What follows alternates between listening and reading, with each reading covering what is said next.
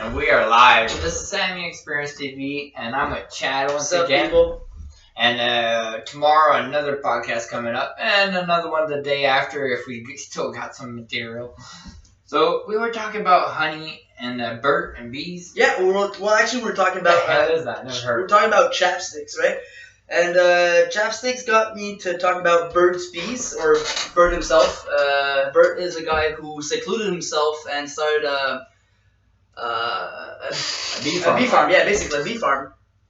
And he ended up using all the wax and all the honey to produce all type of goods for the body. It's nuts that he would have thought about like something else than honey, because just honey is. Well, he found an old book or something like that would explain all the old recipes people would use with honey, like chapsticks and stuff like that. And then he started to commercialize all of that, and it started to boom.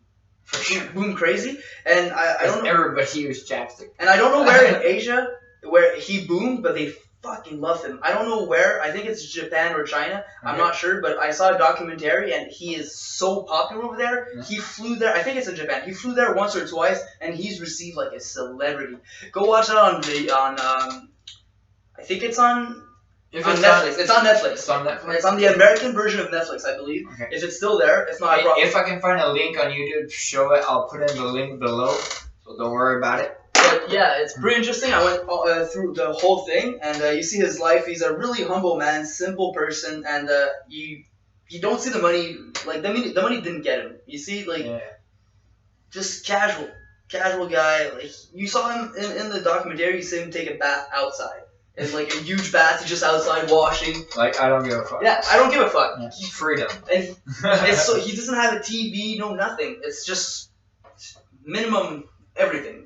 The guy is, he's surprising. He made so much money off of his products, and yeah, it's like porn or something, because like 90% of people are gonna use chapstick at some point in their life, and it's not like Vaseline that you buy one and it lasts 2 years. Because you always fucking use your chapstick. Chapstick, you use maybe 4 or 5 a year. So compared to everybody on the planet, let's say if 5 billion buy it, 4 or 5 a year, then we're talking about 20 billion sold, and that's a lot of money for a chapstick that he get royalty on all of it. And personally, to me, I've been using chapsticks all my life. I never went through a whole fucking stick. Never. And it's weird. Never, ever. It's weird. Like in summer, it rarely happens, but in winter, we're always fucking. Always licking our lips, and. Especially if you live in Canada, you know what the fuck chapstick is. Damn right. You're a real man if you already use chapstick. Because that means you live through winter. Motherfucker. If there's any black people out there, you get ashy. You know what that is. It's weird that like basketball, like most players like are black. Yeah.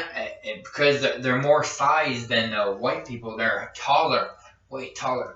Like average, if you like. Yeah, it's like China. They're mostly smaller. When Yao Ming came in, we were like, what? This is the tallest Chinese guy we ever seen. Talking about Yao Ming, do you believe he?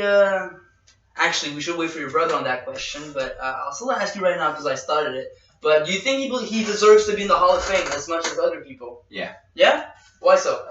Only because of his height? He's the biggest star that came out of China. Okay, yeah, I agree with that. Yeah, all right. So when you're number one, even if you would have been top 5 of a country of all time, you deserve. All right, yeah. It's the first rational explanation because he didn't stack crazy numbers. I find in hockey sometimes there's names they're considered in the Hall of Fame that I would be like, really you put that guy in the Hall of Fame? And like I disagree on some, especially like the Montreal Canadiens. Like we had, let's be honest. We had the most amazing team of all time there. We have 24 cuts there. Let's bring something. That is crazy.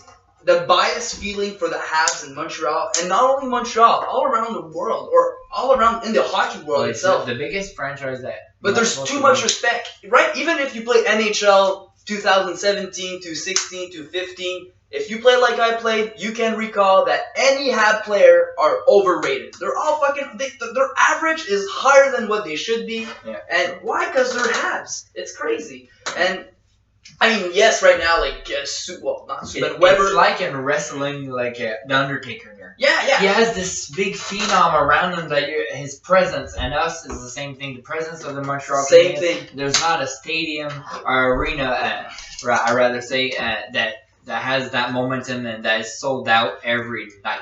But let's be honest, it doesn't make the team better, though. Nope, because we didn't win a cup since '93. That's right. It's not 92?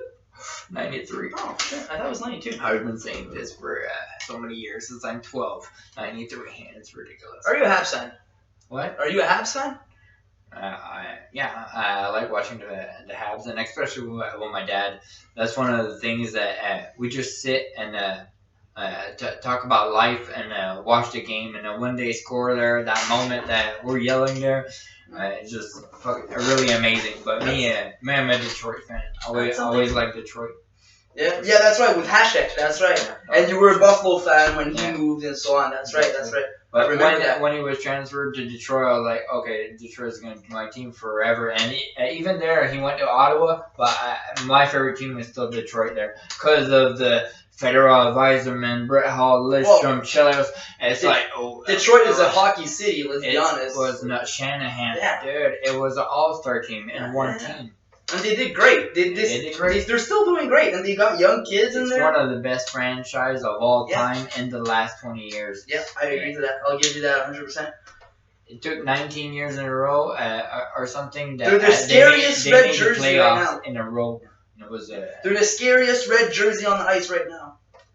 In the league, yeah. Yeah, but what else? The red jersey at Ottawa has one. Habs. Yeah, Habs. Did you see? What? Right now they're scary. They're playing really well, but let's wait. Did you see the two last games? We're on the drought. We're on the drought. Technically speaking. Did you see the last goal of the last game? No, I don't watch the Habs that much. Dude, he goes in at overtime 3-on-3. Dude, it took like 20 seconds. Boom, Pacioretty on a breakaway. He fakes, puts it 5-0. Pacioretty has been playing like shit. Dude, he won, and he scored the two last overtime goals back-to-back games. It's good for him. Back-to-back games. Because he's not producing like he should right now. It was nuts. And it was against Dallas.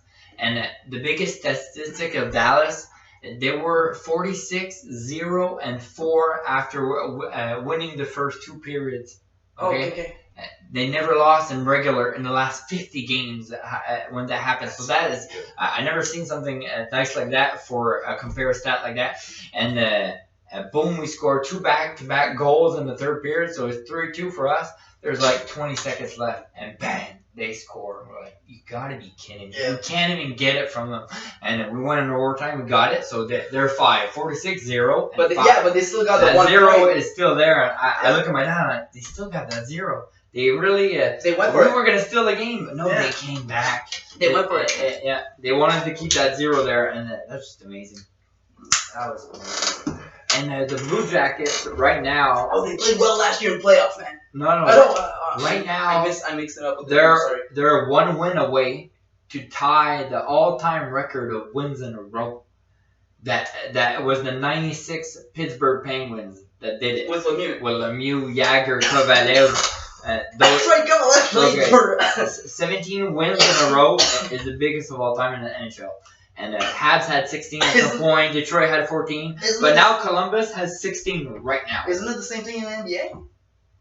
NBA? No, it's way higher. It was 20-something. Yeah, right. That's Golden right. State destroyed That's that right, record. that's right. But it wasn't that so last far. Season, they destroyed it wasn't so far from 17 before the Warriors did it this season, right? Or last season.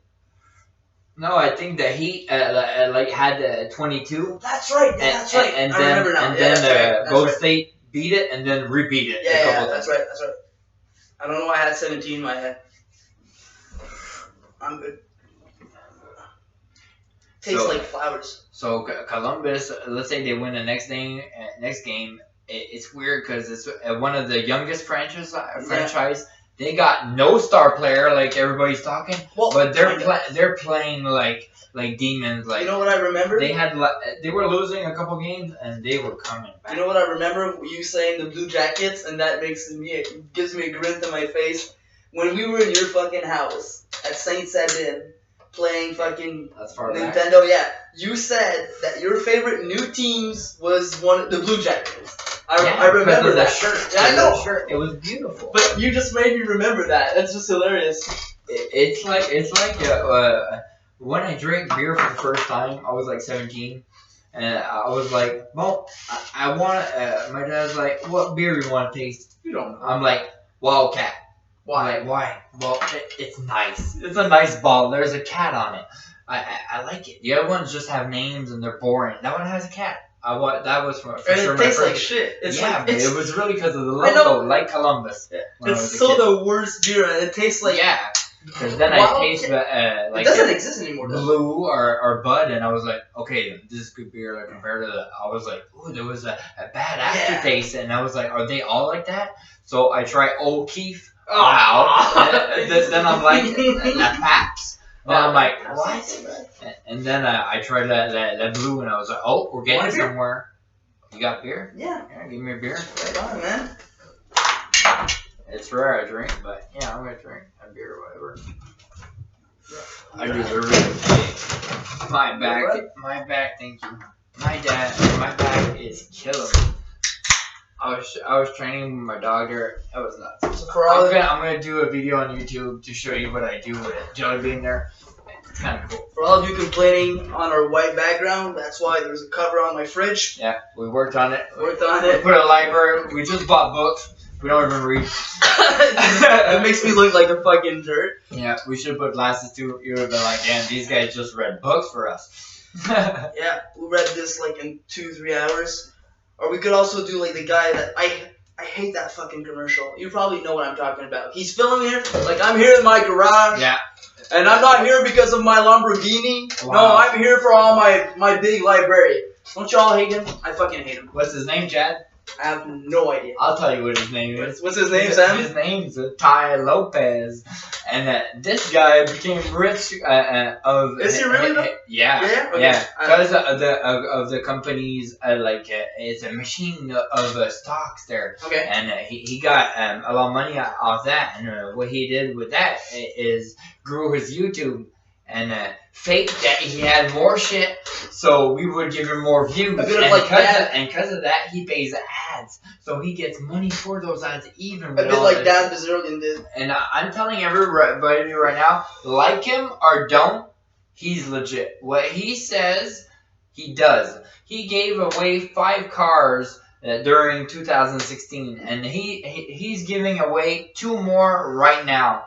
At the end of January, he's giving out 2 more. All I'm saying. And to be entered in that concert there, you just gotta subscribe. And there's not 5 billion people on it. No, there's 700,000. So it's one chance out of 7,000. But the only thing you gotta do is subscribe. And it's real. It's real. Because I saw the 5 winners, and it's legit. And everybody was like, "Is this fake?" And everybody talked about it. And I want to watch, and it's legit. He passed on the news that he really did it. It was beautiful. It's probably real. All I'm saying is that his approach. You got a chance to win a car, and if you do, you better, you know. All I'm saying is that just the way he presents it is. He looks like a head there, big. Yeah, exactly. Big like this. Exactly. Like I don't know the word in English, but it's thing. He looks so. Yeah, but did you check other videos of him, like him of just talking about? Nah, I don't want to. I don't like his face. It's way different because in that he's just trying to inspire you to want more in life. But it feels like it's the other way around. He's doing, you know what I mean? On that particular video. Right? Yeah, because those are the ads you see. Yeah, I'm not judging the guy. You only see the ads. Yeah. You don't see the ones that he's like, what your attitude should be to gain success. And what he explains and how he explains it. And he's well spoken. And he talks so well there. Oh, for sure. If you're a YouTuber or if anything, you're a public speaker, you gotta be well spoken. Yeah, exactly. And that's one of my biggest, I think, weaknesses in English is that I'm not as well spoken as I am in French. And I think that continuing doing podcasts, I find that's weird because you went to English school. I know, but till what age? Till CJAP. I did theater in English. Yeah, I did. And your English not like top notch? It is. It's pretty good. Like I know my words, I know all my vocabulary and all that stuff, but I have an accent on certain pronunciation. Like you hear it. Like I can't doubt it. I have an accent too. But you do. You don't hear it? I don't know. I hear it when I talk French, but I don't hear it when I talk English. Certain words.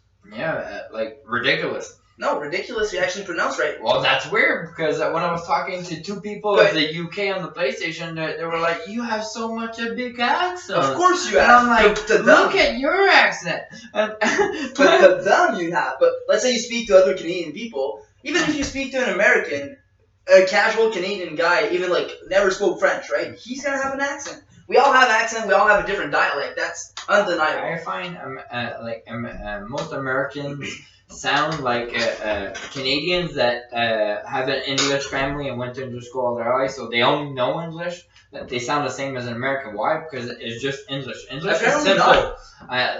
That's what I find. Like I hear like anybody like Joe Rogan talk. Example. I don't think I don't see the difference between an English guy perfect at high school was the same as me, and I was like, dude, yeah, I don't see like and that's something funny. I never. It shows he's not French, but it just shows you like you know, could like be an American. You know, in TV shows where they say we have like just in South Park how our heads are different, just and our talking is different, and our syntax and all that stuff is so different, and maybe us too, of course, we kind of sound more.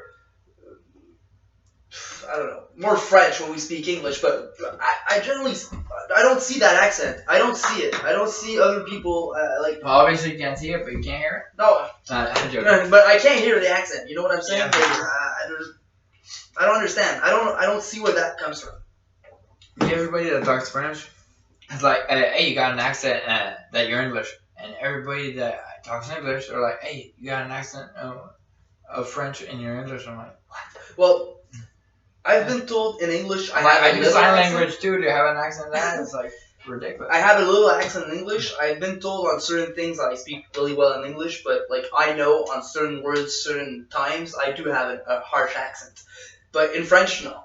Yeah, I noticed that you're when you speak English, it's a bit slower rate than when you are in French. In French, you're it's like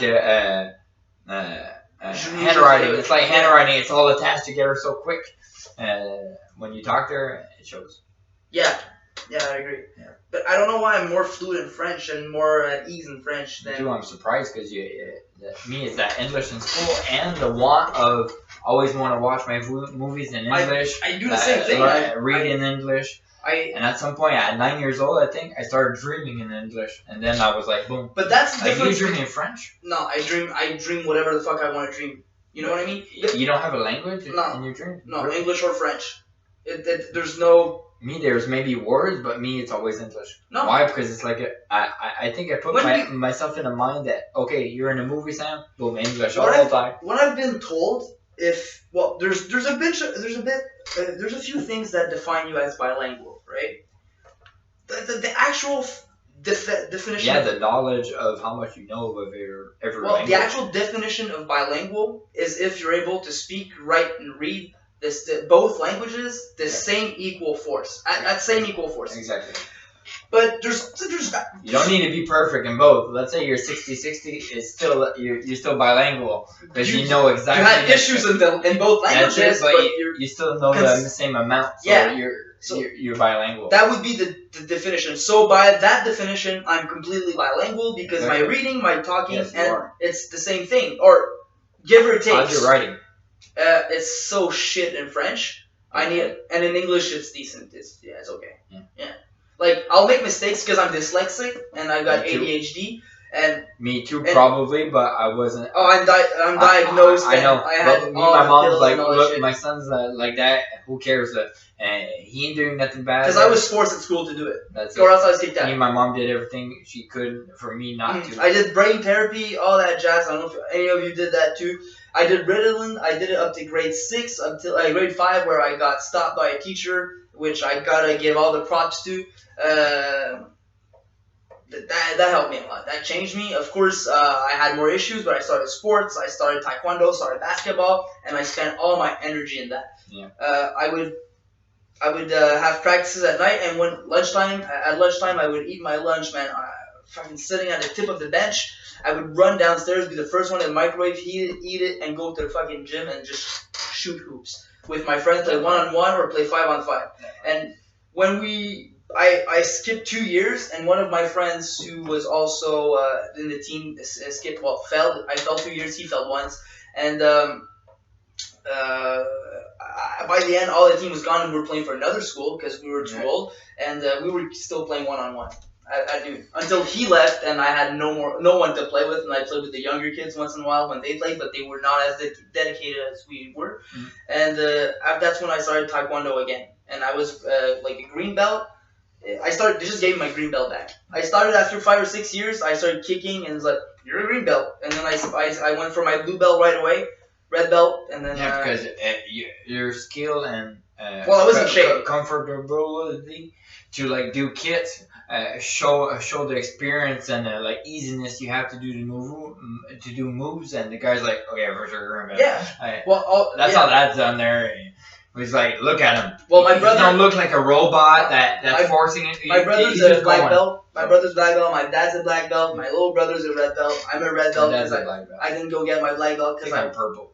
I was going to get my my black belt. It was my last season to get it, and then I moved to Alberta to do construction with Darcy, and that's when I started. How much an hour?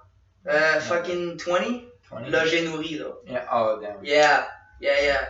And that means rent paid and food paid, all expenses paid, Wi-Fi, all that jazz. I didn't have to pay for nothing. It was $20 in my pockets. Okay. And I was doing fucking 15 hours a day. I was doing as much hours as I wanted. Sure. 7 days a week. For sure, and you know less people down there, so why waste your time? Stay home. Might as well make money. You're there. That guy then is like, as a stepdad, he wasn't the best stepdad because I had him as a stepdad. Well, you know, but other people didn't know. And he's a good liar. Oh yeah, he's whatever. He had a lot of his flaws, but as an employer, that guy is gold. Man, sure. I had the keys of his truck. I could drive, go where the fuck I want. Because he could say he had success in life. He's a very, very successful carpenter and entrepreneur, salesman. He's his own company. He's his own representative. That guy doesn't even need internet. He's still old school way, man. Knocking on fucking doors. Flip phone? Yeah. Flip phone? Yeah, flip phone. In his fucking pouch, man. Walking on a fucking 20 feet. Oh, he has the little thingy that holds it. No, a pouch. Because he's on. Okay. He's in construction, man. With his hammer, walking on a 20 feet wall, not even strapped, wobbling like fuck. That guy's a crazy motherfucker. He's like almost 60 now. That guy was crazy, man. Mm-hmm. That's when I realized I don't want to do that in my life. No. Like, he's dedicated. He's got a lot of passion for what he does. He's a very surprising man. Like, I respect him. He taught me a lot in the amount of time I was with him. He made me grow as a man, and I owe a lot to him. But for sure. It made you the man a bit. Mm-hmm. Because I grew up without having a father. Exactly. And but that undoubtedly affected me to a certain extent. And going to Alberta and doing all that stuff helped me. I was like away from my family and all that stuff. So yeah. You evolved your independence quickly with that. That is for sure. And then I moved straight up to Montreal, and I was alone, and I went to CJEP, did my 2 years, and then took a year off. Met Shannon at the same time. And then, that's it. And that's the girl he's with right now. So that's my girlfriend. Yeah. And we've been together for a year and a half now, almost a year and a few months. And then, I'm back to I started university in September, and starting next semester in a few days. And me too. I grew up without a father, and I know that feeling. My mom didn't want me to see my dad, so when he appeared at 14, I was like, damn, I'm gonna have a father and everything. And in like a month time that I saw him, wow, I understand it so much. And like a dad is a person that gives a life on life advice on life to his son, for him not to do the same mistakes and get better and know what things are worth there. There's so many things a mother can't teach you. That's it. That's girls, confidence, sports, fighting, all those little things, man. A mother can't really. Yeah, but your mom doesn't give you independence at all. No, because she's always nurturing you. Yes, she's too much of nurturing. And my dad was like, you want something in life, like work for it. And even in that relationship, when there's a father, let's say you're a normal family. I'm not saying that you're not the normal when you're separated, but a father's gonna separate the mother from the child. It's like, stop nurturing, like, stop being that. He doesn't need it. Like, let him do it. But I didn't have that. I grew up with my grandmother also until I was the age of like 4 or 5. So she's on top nurturing on top of that. Like, yeah, my dad was there. Like, he didn't leave and I never saw him, but I didn't have that constant presence. Like, they were separated, and at least at 4, yeah, about 4 or 5, we moved to Ontario with Darcy and my mother, where we lived at Marathon, small fucking little city, town, and in a trailer park, because we just moved, so we just took the thing on the side and. Whatever, a roof is a fucking roof. It's like a bad car. As long as you get to the A to Z, don't shit on the guy for having a paracel or shit there. Who cares? That place was crazy, man. I remember I was 5. I was about to go in grade 1, so 5, 6. I remember 2 moments in that place. It was in the fucking deep woods, so there was bears around. There was a bear in front of my fucking screen door, just walking, and he went on the balcony, just chilling, sniffing around, looking inside. How big are you? Fucking big bear. Like 400 pounds. Like this bear. Okay. You know? 500, like, I was a kid. He was eating me alive. Yeah. He was just chilling. I was sitting in the living room playing Nintendo. I'm just like, what the fuck? I remember that. And my mom told me, like, Chad, qu'est-ce que tu fais? Stand up and get in the fucking room. Don't stay there. And then the second time, my mother and we babysat 2 dogs and whatever, and I was just outside, like, unleashing them. And one of them, I was tied around, he was around my leg, and when one of them just fucked off, and I fell on my back, and he fucked off for a huge fucking bear again, running right beside us, man, and he climbed in the tree, but like crazy. And I was like 6 or 7, so I didn't know it was a bear. My mom was like, what happened to your leg and all that shit? I don't know. The dog ran after another dog, and the dog climbed into 2 big dogs. Yeah, and the dog climbed on top of a tree. Mom goes outside, like, Chad, when you see that type of dog, you come the fuck inside. That's for sure. Yeah. Dude, that made me think there's a video on YouTube. I'm going to put in the link below. It's nuts there. The girl is like filming like a little bridge, and she has like maybe she's in a 4-meter circle, okay, and she's more on the left, and there's a little bridge right there, and she hears something like like a big cat like running like towards her, and she's not sure, so she's shaking. If she looks across the bridge, there's like a tiger that passed there about like 40 kilometers an hour there, right beside her, like a meter beside her. They even look at her like fast there, and it was big. It was nuts, bro. You see her, and it's a real video, and they showed it on the Joe Rogan Experience, because Joe Rogan's like, "What? You didn't see that? I'm gonna show you," and then he shows it. And there must be crazy, man. Yeah. You must think about death so fucking quick. It's just one paw there at 40 kilometers an hour in your face, and you're done. Yeah, man.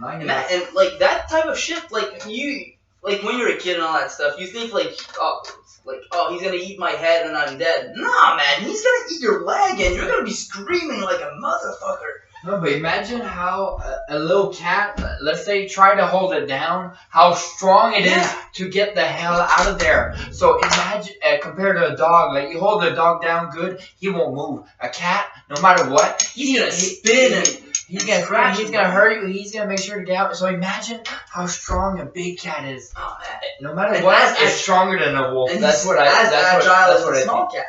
I'm like a big tiger or a big panther. I know panthers are not that big. Like big tigers against the biggest wolf you can. I don't think a wolf can get out of that. Oh, but the tiger's a lot bigger than the wolf, though. Yeah, and it's a big cat. Well, it's for sure. There's no bigger dog than a wolf. But I mean, there's no. That's not even a question, though. like he's gonna eat the fuck out of it. And did you know? I heard on the Joe Rogan. Joe says this that they showed it on the link of real sites that every dog comes from a wolf. Every dog. Yeah, I heard that. So it really evolved with weird species, fucking something weird, and it gave like something, and then something, and then coyotes, and then now we have like over I don't know how many kinds of dogs. That's when they were talking about coyotes, and they were explaining. Yeah, they started with the word, and then they extrapolated to the dog, well, the animal itself, and how it came to life, and well, it came to be. Because what's hilarious, like, so imagine a Chihuahua. What it had to do to get to a Chihuahua. Or the fucking boxer with the fucking nose, like, what did it weird ass nose. Yeah. That's so crazy. I would like, it's never in my lifetime, or maybe, I don't know, we're evolving pretty fast and we're discovering shit all the time, but I would like to see, like, how shit evolves and how, like, really to the pinpoint detail, like us. Yeah, exactly. Like, are we do we really come from monkeys, or because that's not 100% fact, and it's still a theory. There's a bunch of speculations that are so interesting because that's still a theory, and that's what sucks. We're this far, and we don't even know that. And that's what I deplore from religion, is that there's so many possibilities. Why do you really affirm and hold so deeply to one possibility? Yeah. And like they didn't even admit yet that the first shooting of on the moon were they didn't even admit that it was fake and staged the first time. We went like they were right the year after, but the one that we showed that in 67 or something, well it wasn't true. Like the first landing, I don't know what year it was, but that first landing there, it was all staged and. Allegedly, it was just to compete with Russia, so they could go on the moon. Well, fuck, we gotta go on the moon right now. So and, like that, we put a mark on moon without hadn't been there, and then we went the year after first field. Realize that you know, like that, it discouraged Russia. I'm sure of it. They were like, "Bam, they got us. They got us. What are we gonna do, soldier? I don't know. You know, you just let's do nuclear. You just made me realize not us, but America's they use media so well. Dude, it's nuts. It's nuts. That's why I'm going to do a podcast. So well for That's why I'm going to do a podcast with Reagan, with a girl named Reagan, and she did news and stuff like that, and she has so much to say because those people see so much, and it's cool because on the Joe Rogan podcast, he invites a lot of girls that went in the news and stuff like that, and there's some that had to quit and stuff like that because they wanted to say more than the news. They're like, no, you're gonna talk about like the problem with water, and she's like, no, I'm gonna talk about the kids that are being stolen. Because I went to see a kid and he's like, no, my master is like, your master meaning your dad? And no, my master. He's like, what are you doing talking to this? He's like, this? That's your son? He's like, no, I bought him. This is mine. I bought him. And she was like, what the hell? She wanted to talk about that, and she didn't let her. So they didn't even let her live that day because they didn't trust her. And she said they're lucky because I would have, because it's not right. And now I'm exposing everything. Yeah, man. There's another one that quit on live television. Is like, I'm pro for marijuana and I'm gonna open dispensaries now. And so that's how I'm quitting and everything. And then it sends it to the other person like, what? Did that really happen? Yeah. She just left right there on live television. There's so many. She gained so many followers that day. I forgot who it was, but I'm gonna put the link below. That's nuts if you've never seen that. There's so many things being hidden in our world, man. It's crazy. There's so many little loopholes, little things to just force things to happen, or make people do unconscious decisions and stuff like that. And forcing us a direction, like church was like in the 1500s. Everybody was pushed, like 90% of people were going to church or had a big religion, and now a lot of people are just like open-minded, like, okay, right now I'm gonna live my life and I don't have to believe in the worst indoctrination. Well, not the worst one, but one of them that is not necessarily. Well, it is. People talk about it, but that's what I was exposed to at work, right? And maybe people know that, and For sure, people know it. I work for a Kushta company, a depiner, and I have to fucking, of the fuzzy, I gotta offer a product every time, right? Every fucking time, every fucking customer, offer a product. CA, I gotta say hi when they come in. Like, there's a little protocol, and if I don't follow that, man, I'm gonna get kicked out, right? Yeah. And I don't give a shit for the hi and all that stuff and all the other things. What I really hate is the product offer. I hate it. I fucking deplore it. Me too. Because it's indoctrination. It improves overconsumption. I'm just all that negative stuff that we're doing right now. Especially. And I'm just shoving that in the throat of people. And what is it most of the time? Lotto. That's it. Lotto. And that's the problem. I knew it was going to be Lotto, and that's the problem. Lotto or... You're trying to force money into waste money. The 2 for 5, right there. 2 for 5, right? Yeah. All that stuff. Yeah. All that stuff. Let's say if somebody buys one, you have to tell them that you should buy that more. Because it's cheaper for us. Of course it's going to be cheaper for him and he's going to have 2, but that's overconsumption. He doesn't need 2, he's buying 1, but oh shit, it's 2 for 5. Well, he's going to have 2. But that's only a monster, or it's only a chocolate bar, but it's like that with everything. Yeah, me, I tell myself, let's say I'm going to buy a bread, and you're like, a Lotto with that? I'm like, dude, let's say I would have been like, a Lotto, would you send a bread with that? Yeah. Like, it's ridiculous. It's the poor kids obliged to do it. Like that, I was threatened today because I got they just show you numbers, and when you're a kid, you're naive a bit, and you think that you're a big winner all the time. You gotta do it, because look, I got they send people to evaluate me, random customers, and I got one. They come up and they fucking buy a thing. Like, let's say it's 2 for 5, they're gonna buy one. They expect you to offer it, or they're gonna buy a coffee. Check if you know your script. Yeah, and then I got caught. I didn't do it to him. I got 85% on the overall. That's my grade, 85%.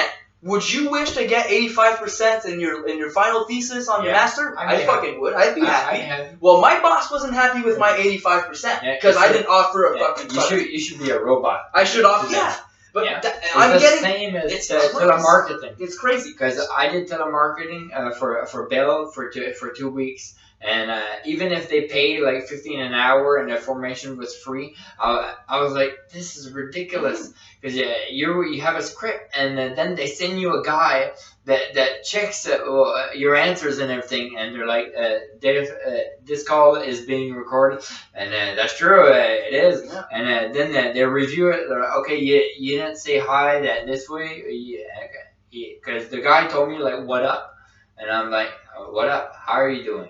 Like that, very politely, and I shouldn't have said what up. I'm like, I find that put chemistry in, and they disagree, and like stuff like that. So that got me pissed off. I'm like, I find I do better in those conversations and be more persuasive, like doing that and knowing how that person is a bit, and throwing little balls and no big ones, just things that are gonna work. You're not gonna say fuck yeah, no, just like little things, just more. I'm very polite, and I instead of being like a bit more robot that they want, and like I was getting more good, but more bad calls too. But it's because I was doing more calls than anybody. But my ratio was still very good for the number. I had like over 20% number of calls than anybody. But I didn't have the best average there. But I was doing so much. They were like, at that point, they would have got down, because you can't. There's a lot of people that don't are like, no, not interested. Click. You can't do nothing, so it's not even your fault.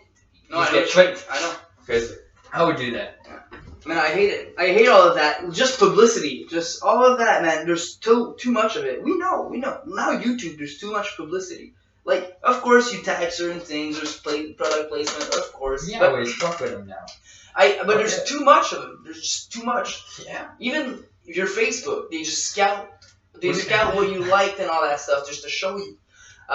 On the road. I'm sure if we Google like how many people are really doing that there, the number is quite high. I'm sure that just do like call people like random numbers on list there that they have to call in a data. I'm sure it's super crazy, the number, or just the number of people called for that every day. It should be nuts. And what I found even more oh crazy my god! And I never thought of searching this shit. When I talked about it with there's a girl working there, a lady about like 40 something, mid 40s and beginning 40s. I don't know what age she is.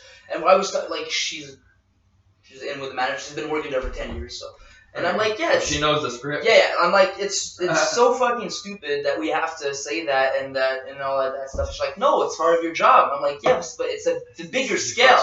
That's what I said. Like, I'm like, it's the bigger scale. Like, it's stupid because there's too much publicity, and then it's like we got indoctrination in the depth. Like, oh, buy this, buy this, buy this, and then there's like this guy, and then there's this guy, and like, of course, like. For the guy who has money, there's no pressure because you got money. And I'm sure, let's say the person buys lottery, what do you say, the extra? The extra, yeah, of course. Is this, you're getting the worst addiction stuff? Okay, I'm going to give you more. Yeah. It's ridiculous. It's so stupid. It's like with Xbox now. And beer, let's say you buy beers, it's lotto, you say?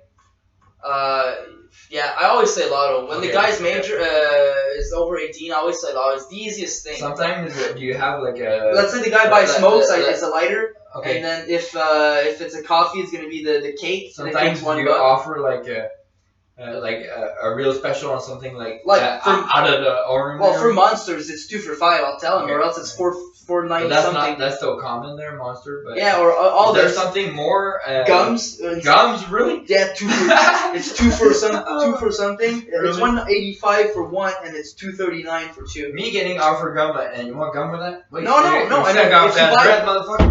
mean, if you buy one, I'll offer the second one. Right? That's the. So I know you need more than that, sir. That's like almost saying that to a person. I don't know. It's so stupid. It's so stupid. I just hate it, man. Yeah, I gotta find another job. I couldn't do the job because they were like, "You're good, but you gotta stick to the script." Like, no, I won't sell as much. It's ridiculous. Yeah, I feel it. And it's boring that way. I find. I want to have fun doing my job no matter what I do. To me, it's not the fact that I'm gonna work my ass off, but let me have fun doing it. It's gonna be legit. You're gonna come check whatever job I did, and then you're gonna be satisfied with it. But let's say you saw me do it, I was talking, I was having fun, but no matter what, it's done very good there. But some people, when they see how you did it, they complain. I'm like, look at the result, the end, and you're gonna be like, okay, you can do it. That's it. Some people criticize.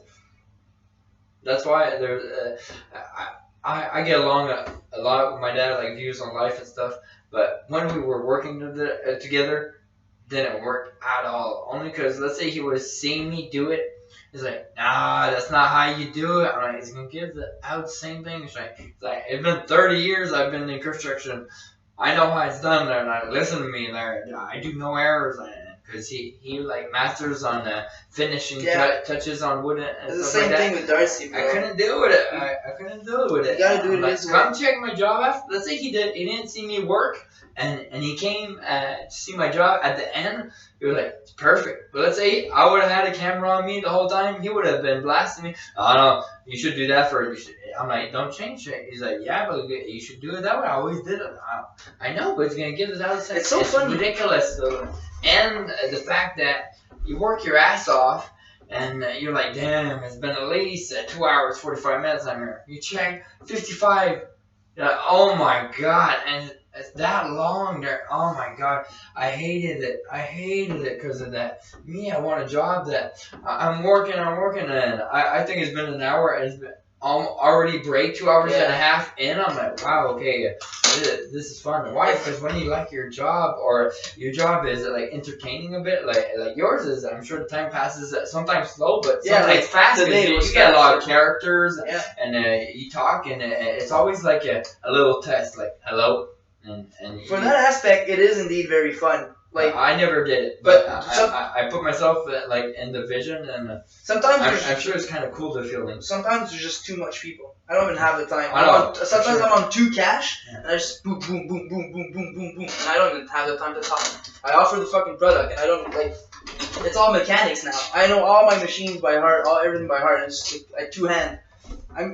I don't know if I need Did you ever have a problem with the machine? No. That you had to, like, I already saw one that they're like, oh, if you're paying with a card, we can't, no, I got money. It's like, okay. Oh, yeah. Oh, okay, because we have to call the boss and he's going to come unlock it. That's like the Wi-Fi what? or something. You don't trust you enough to just stay over the phone? That bad? You're missing trust in your employees. Like, at least give her the code, get there, change the code after, but at least get the work in. There's some people that are like, okay, I just have my card, so I can't pay food for my kids. I like come work then, or a big debt that happened like recently. Yeah. But sometimes you just can't. If it's a multinational like ours, like the manager is fucking restricted like you are. So he's gonna get fucked on and shit on, and then so that's why he's not giving it to you. I find it stupid that you can't buy beer after 11. I don't even drink that much when I think this. You can't even buy beer after 11, but you can buy beer at a bar till 3. Oh, that's hilarious. Like you should put like the dep at 3 too, because it's the same thing, or 2:30, whatever there. But why put it at 11? Everybody's got. It's to force people at bars. It's really that there. Oh my God, I wanted 2 more beers. Oh, the bar's closed. Bang, you get there, you drink more. Did they force that? It's like. I just think about it. Is this a revelation? I know it's only in Quebec. It's weird like that. Really? Probably maybe in Canada also. I think in Canada for sure, but there's other places that it's not like that. Like Europe, it's not. There's places it's not like that. I think it's only Canada. Wow, I don't even know that. I went to Alberta, fuck's sakes. I didn't go to Alberta. No, me, I want to go. But I don't drink. Me, I want to go to the States. I want to go Cali. I want to go LA. I don't drink, so I don't know that. Vegas. I don't even want to go in casinos at Vegas. One of my dreams, people. Vegas is not that nice. I know, but one of my dreams there is be at night, like at 11 midnight, and be on the strip, just walking. That's one of my dreams. I don't even want to Vegas go is a one. No strippers. I just want to walk on the strip and look at what I see and breathe in. Just that there. That's one of my dreams, and I want to accomplish that. And it's not even about wasting money. It's just that feeling that you made it. You will. You will, man. But sure. Vegas is a 1 or 2 night city, bro. There's not much to do there. I know, but it's just the fact to do that. That's the only thing I want to do down there. Besides that, they're like New York. I'm sure there's more interesting things to see. New York is nice. Or LA. Or New York Miami. is nice. I went all around the island. I went went on the island of the not the Eiffel Tower, the Statue of Liberty. Yeah, exactly. We didn't go on it, but we went around it with the boat. I went to Times Square, of course. We went to see a Broadway show. That was fucking nice. We went to see Memphis, and then what else did we do? Went shopping, of course. Shopping. Yeah, shopping. Yeah, man. There's crazy shops, like 4 or 5 stories high. Okay. Like clothes shops are like crazy, like it's ridiculous. There's a huge M&M's shop. I don't know if it's still there, but it was an M&M shop. Okay. That's all they sell. It's fucking M&M's. It's like a huge shop. Yeah, it's like the first time I went in the shop Lids. I was like, what's Lids? Like I just see on the corner. I walk in, just hats. Yeah. I'm like, what? And every team of every sport, like 3, 4 hats, 5 some, 6 some of different kinds of the same team of every sport. I was like, wow, amazed. And really, not even a shoe, only hats. And I was like, first time I see this is amazing. And I'm like, I'm getting out of here for sure with a hat. And I didn't. No, too much choice. One, too much choice, and I want a Detroit hat for sure. And then I check 5, and I'm like, it's like too simple. And they showed me like a magazine. Then I saw like an amazing one with gray on it. I'm like, you guys don't have that one? So I ordered it, got it after. But there wasn't that one there because it already got sold. Yeah. I got it, and then I got it stolen in Montreal. When my friend, I'm gonna tell this story. First time I'm gonna say on podcast. This is a good story. I was left in Montreal after the bar there. We go down there first time there without my car, and we used to go to the left. Oh, so you used to have your car? Yeah, we used to go to the left in Montreal like every Thursday. We missed like 2 like a year when I was 2021 there. Me and Chris like it was no joke. And every Friday we're going to Boot and Knowlton. That was every week constant. And why? Just party? Yeah, just get drunk and dance, and we just love music and have fun. For sure. So we go down there first time without my car, cause I'm like I want to get fucked. How did you go there? Biking? No, Jay, my friend, my used to be friend, Jay Gaborio, I'm gonna say his name, and my good friend Chris Lacroix, it's his birthday that night, so I want to get fucked up with Chris. Sure. So we go down there, we get fucked up, and around like 1:15 there, Chris gets in a pushing with a guy like real bad, and the guy like almost shows that he has something, and we're not sure. Oh, yeah, And he gets Chris's hat, and Chris runs fake to hit him, and the guy blocks, and he just gets his hat back, and the guy rips Chris's t-shirt, and then the bouncers get in there, the lights open, make sure because they see us all the time. We're regulars, and this guy is big, and he's gonna fight. So they stop everything, and they put both of them out. But it's Chris's birthday. So I talked to Chris. I can't even talk to Chris. Get out of here. Go back dance. I was sure they were gonna beat him up, and the guards hold me upstairs and didn't let me go see what they were gonna do to him. I was scared. And then Jay was with me, and wait. And Jay managed to. You brought them downstairs? Yeah, they were kicking both out. Okay. And Chris You thought the big guy Chris was like, dude, it's my birthday, and he was walking backwards the whole time, and he left. But he got kicked out with the big guy.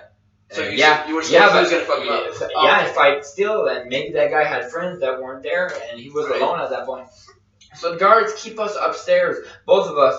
So I was like, I'm gonna go. So the bouncer was like, no, stop it. And there was a couple that was coming. So he was talking to a couple, and Jay went, and he managed to go downstairs. So he goes sees Chris. So I go get a beer, and I wait right there because the guy just look at me. He's like, he keeps going like go dance, and I ain't moving. I just want to go see Chris to see if he's good or what's happening. Man, I don't want him to get beat outside if I'm not there. What the fuck? There, I'm gonna feel bad there. So Jay comes back up, and he's like, I'm gonna go smoke in the car with Chris a bit. I'm like, okay, perfect. I'm gonna be at the dance floor, the same place as usual. So I get 2 beers, start dancing. Then what's happening in the car is this that I learned there. So what's happening in the car right now? Jay is like, okay. So what are we doing? Chris like, I work at 7. So I wanna leave right now. Can't even go back in. So he's like, okay, you want me to go back in and get Sam? Like, for sure. Go get Sam there. He's gonna want to leave. He's gonna understand it. Obviously, I will. So Jay comes back in and doesn't find me. And I'm at the same place as for every time. You need to move. That's my spot there. Everybody knows it's my spot there. Girls know it's my spot. Guys do. Nobody gets there because they know it's my spot. It's nuts like that. I was right beside the speaker, and me and Chris was right there. And that's how it was every time. And people were arriving, and everybody was giving us the hand. And we were first there every time. They were really empty. It was nuts. It was a ritual. And he didn't come see me because he wasn't a real friend there. Okay, that's what I realized after. He went back down, okay? He got in the car, Chris like, where's Sam? And he's like, Sam don't want to come back. He's like, what are you talking about? He's like, he said he wanted to stay there. And I never said shit because I didn't see him. So Chris like, what are we going to do? He's like, well, he said we could leave, whatever, he's staying here. He's like, okay, so he's going to hope to to get a guy that's going to let him sleep at his place or a girl. It's ridiculous though. And he's like, well, he waits 30 minutes till till like 2:25 around, and I ain't coming out because I'm just waiting on them, on Jay to tell me what's up. So Chris like, you never thought of just going out? So no, because I trust my friends and forget it. Chris is not leaving me there. But what Jay told them made him fuck it. Yeah. So he's like, okay, well, yeah, look, we're gonna go. I'm tired, and I work at 7. So he's not important anymore. He knows he's working, and he's like, fuck it. And since what Jay told him, so they leave. So I get out there, I'm drunk, like, I drank like 16 beers, at least there. I was drinking a lot back then. And beers down there were $5 for 3. What? Okay, because it was 1.5 a beer, and you gave 50 cents a tip. So you gave a $5 every time, 3 beers. So I always gave 1 to Chris and took 2. And when he finished his, done the same thing. So that's our dude. We got to 16 quick. So I'm drunk as hell. When you see the lights open and everything, I'm like, wow. So I'm walking and the stairs going down and everybody's laughing because everybody's drunk. And we're going down the stairs because it's like that going down. I go to where I'm 80% sure that the car is. And there's cars back to back. There's not a lot of empty slots there. I go to where the car was because I remember that it was beside a store in particular, and there was no car there at that spot. I look around, I'm like, did I miss a spot? Is it back there? I'm like, no, it's really here. I remember the cage. I'm like, they left. I'm like, what? So I don't even understand, and I'm walking. I don't even know what I'm doing. I don't even think of a solution. I'm just walking. I'm like, I'm drunk. That's so bad. I remember, and I feel like I get pushed like real bad because 3 guys like mug me right there. I get pushed. I just see like the floor, and I roll. While I'm rolling, I'm getting pulled my sweater off me, and my hat fell out already. They emptied my pocket. I was drunk as hell. Wasn't even moving, and they took everything I had. I had what left.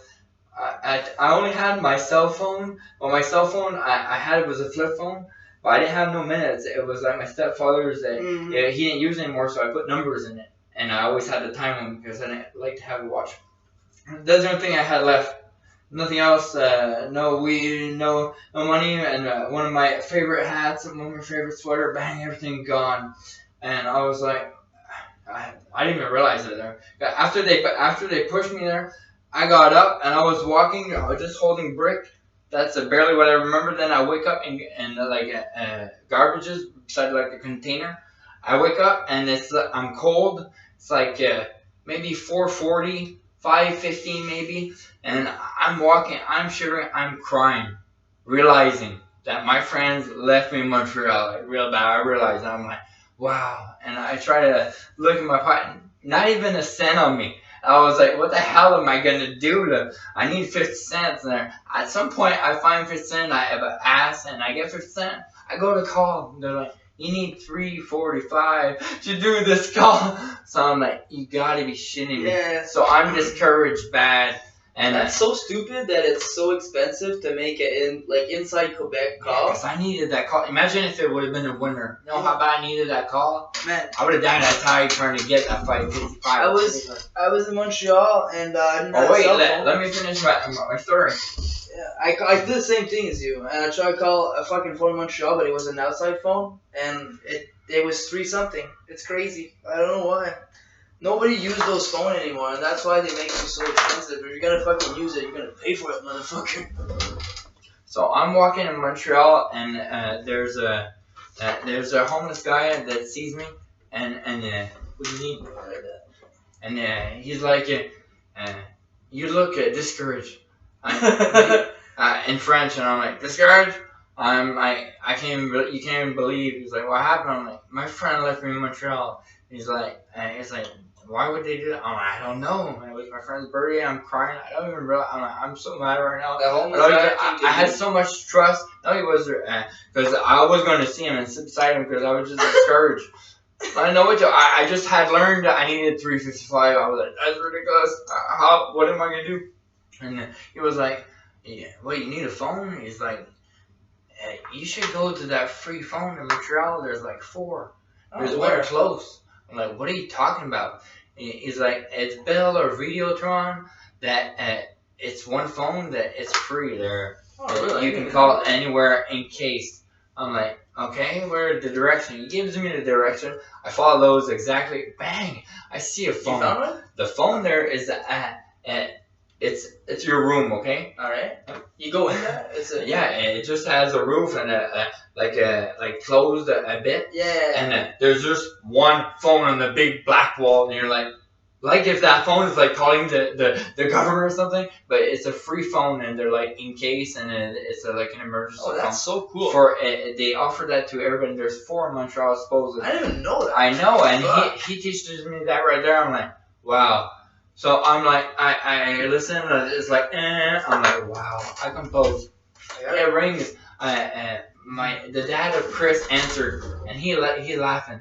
The only thing he knows, he left me in Montreal, and like a dick, he's laughing at me, and he's like, why, Sam? I'm like, yeah, and he's like, well, they're sleeping.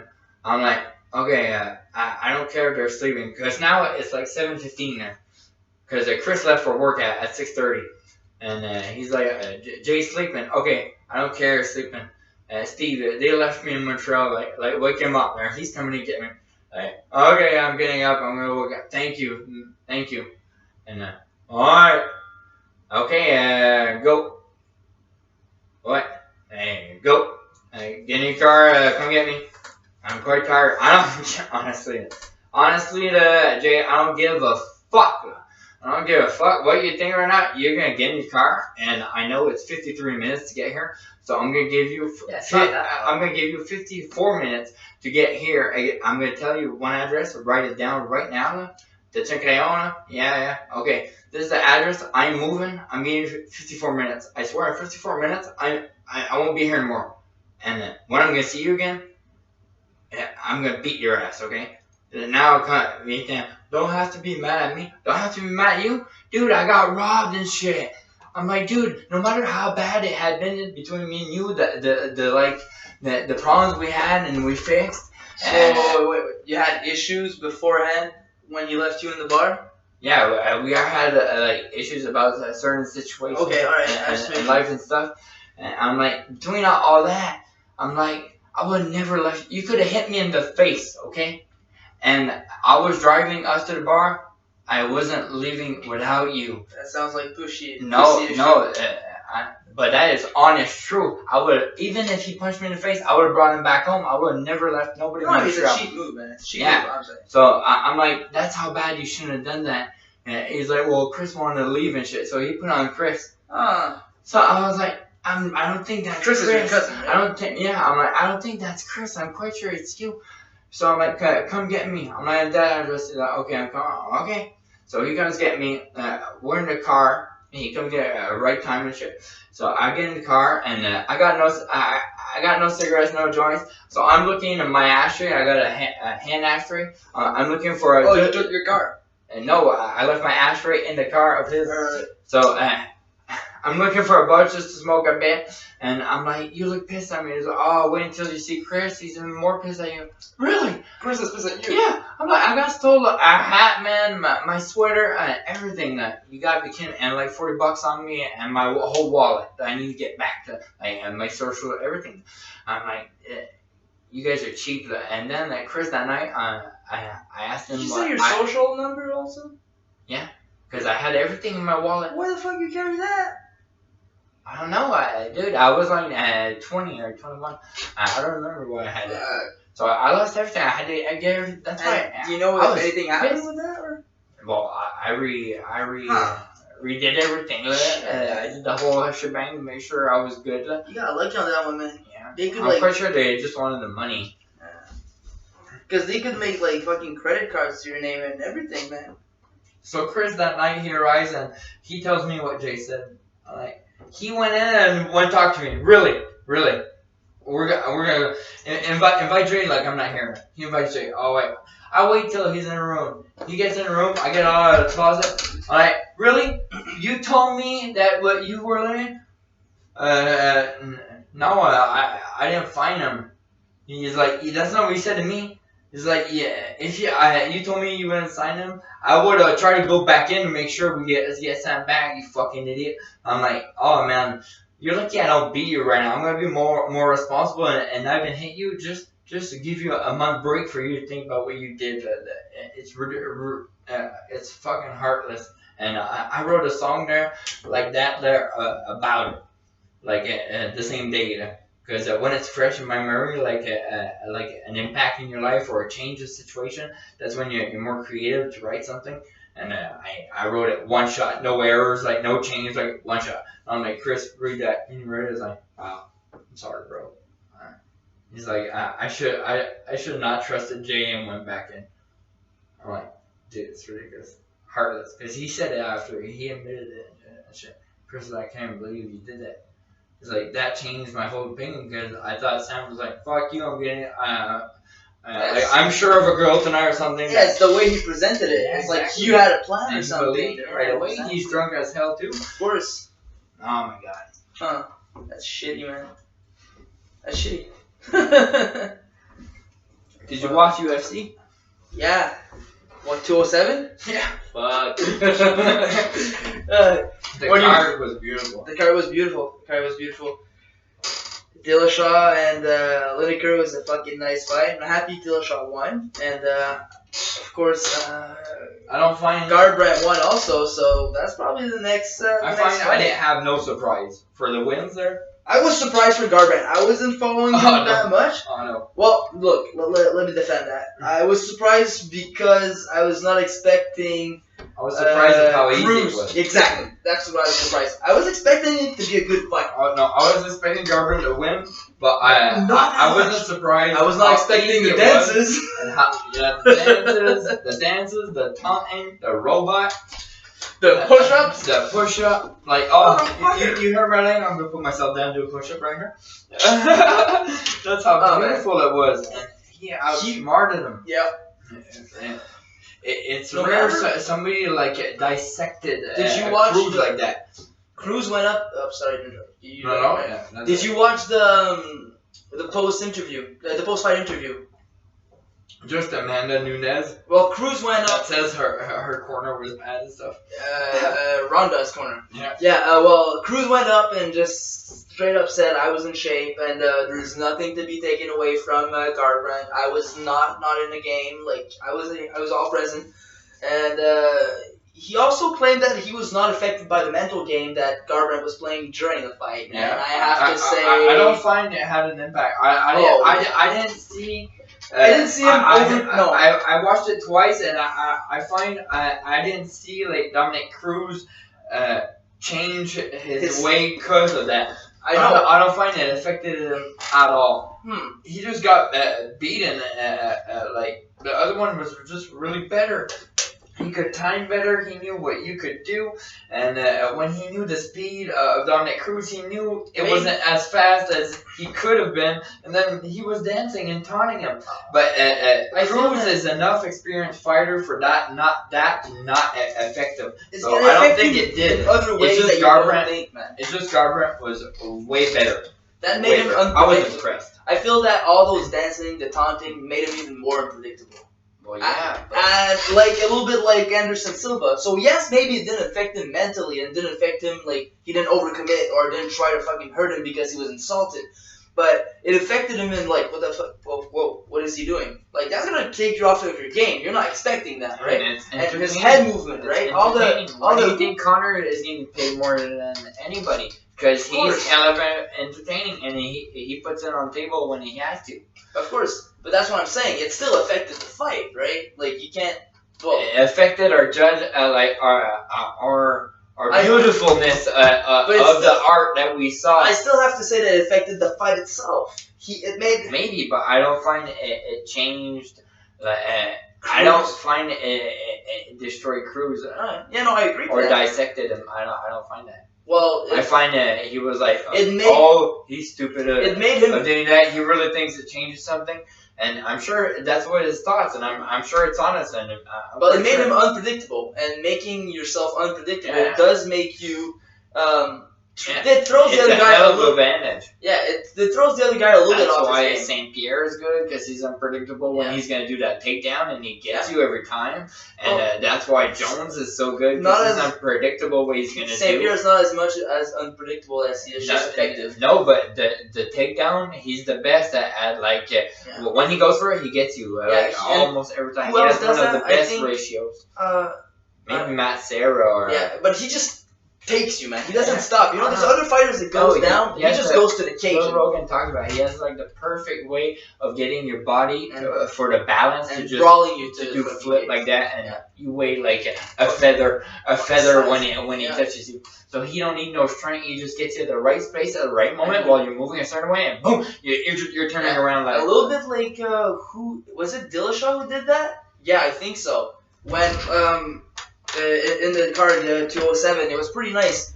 he took Lineker down once. And then he saw he was losing the takedown, or I don't know what. He goes back up, and then he just goes right back to the takedown, and he got him the second time. Yeah. But it's so unpredictable. You don't expect a guy to let go the takedown and go right away for another takedown. It was really nice to see. Yeah, unpredictable wins fights. Like the kick of Anderson Silva on Victor. Yeah. Like, we didn't see a kick like that, like trying to get the face. Usually you do it in the stomach. And nobody. The head kick. Yeah, the straight front kick on Victor Belfort in Brazil. Oh, okay. In Brazil, and it was a cover undisputed 3. Under the chin. Yeah, straight up like that, and nobody's seen that coming. That's a lethal kick, man. And when he kicked it, like bang. Okay, it's done. And everybody's like, wow, that was right under the jaw like that. That was not fair. Unpredictable wins fights. Barbosa there when he kicks that spinning back kick there. Yeah. Wow. Dude, I think he has 3 or 4 with that kick. That's a hard kick to land, but when you do, it's like a home run grand slam. Go back to I think I saw one of Joe Rogan's back kick. Yeah, he KOs. Yeah. Oh. Yeah. Well, like he had taekwondo. He had taekwondo video. Yeah, me too. I think it's like without helmets, like old days. Yeah. And then just like I'll put the link below. It's on YouTube. I'm not sure, but I saw it too. Right? Yeah, I saw it too. It's pretty decent. Yeah, it's cool because he gets the guy like right here. Yeah. And the guy like flies like a bit like a stunt guy would do in a movie, but it's real legit. So I don't remember the video that much, but I'll take your word for it. Yeah. And it don't last long. The video is like a minute and a half or something. Just showing that kick. I remember him taking his helmet. And and I remember that part. On the podcast, he re-showed it. Like Jamie, re-show it. Yeah. And he's proud of it. And he's the guy that taught that like this kick to George St. Pierre. Oh, the back kick. Yeah. Right. That's my kick. Yeah, that is my kick. Yeah, that's how I choked the guy in my competitions in Taekwondo. Yeah. That was my go-to thing. Yeah. I love that spinning back. Like I was seeing St. Pierre train. I'm like, hey, I'll show you this. And he shows that, and he's like, hey, you gotta teach me that. And then he does, and you see St. Pierre use it like the next fight after, and he gets him right in the stomach, and backs up the guy. I love it when it's in the liver. Yeah. Right here it's good because it moves the guy, but in the liver it's fucking lethal. Yeah, and in the liver there, it hurts. It's like a feeling of paralyzed. He gets you real good, like at the right space there. It takes 3 seconds. It does nothing for 3 seconds, and then boom. Ooh. You can't even hold yourself up. You just fall on like Chael Sonnen, that happened to him against Silva. When Silva got him with the knee right in the stomach, he just fell on the ground, and you can't do much. You can't breathe. You're just hoping air gets back. And when they say your legs go away, it's not a metaphor, man. You got no more legs. They don't move. Like, it's not a joke. Like, you got no more legs. Oh. Like Pettis, when he got that kick right here on, I forgot who, he got him, and the guy backs up, and he's like, oh. He just falls, and he's doing that the same more. It's done. He broke 2 ribs right there. And Machida, Crow Crop, he got a couple like in the stomach and broke ribs to people, and it was purple at the middle of rounds, and they stopped the fight right there. Talking about that back kick, St. Pierre's back kick is more from karate.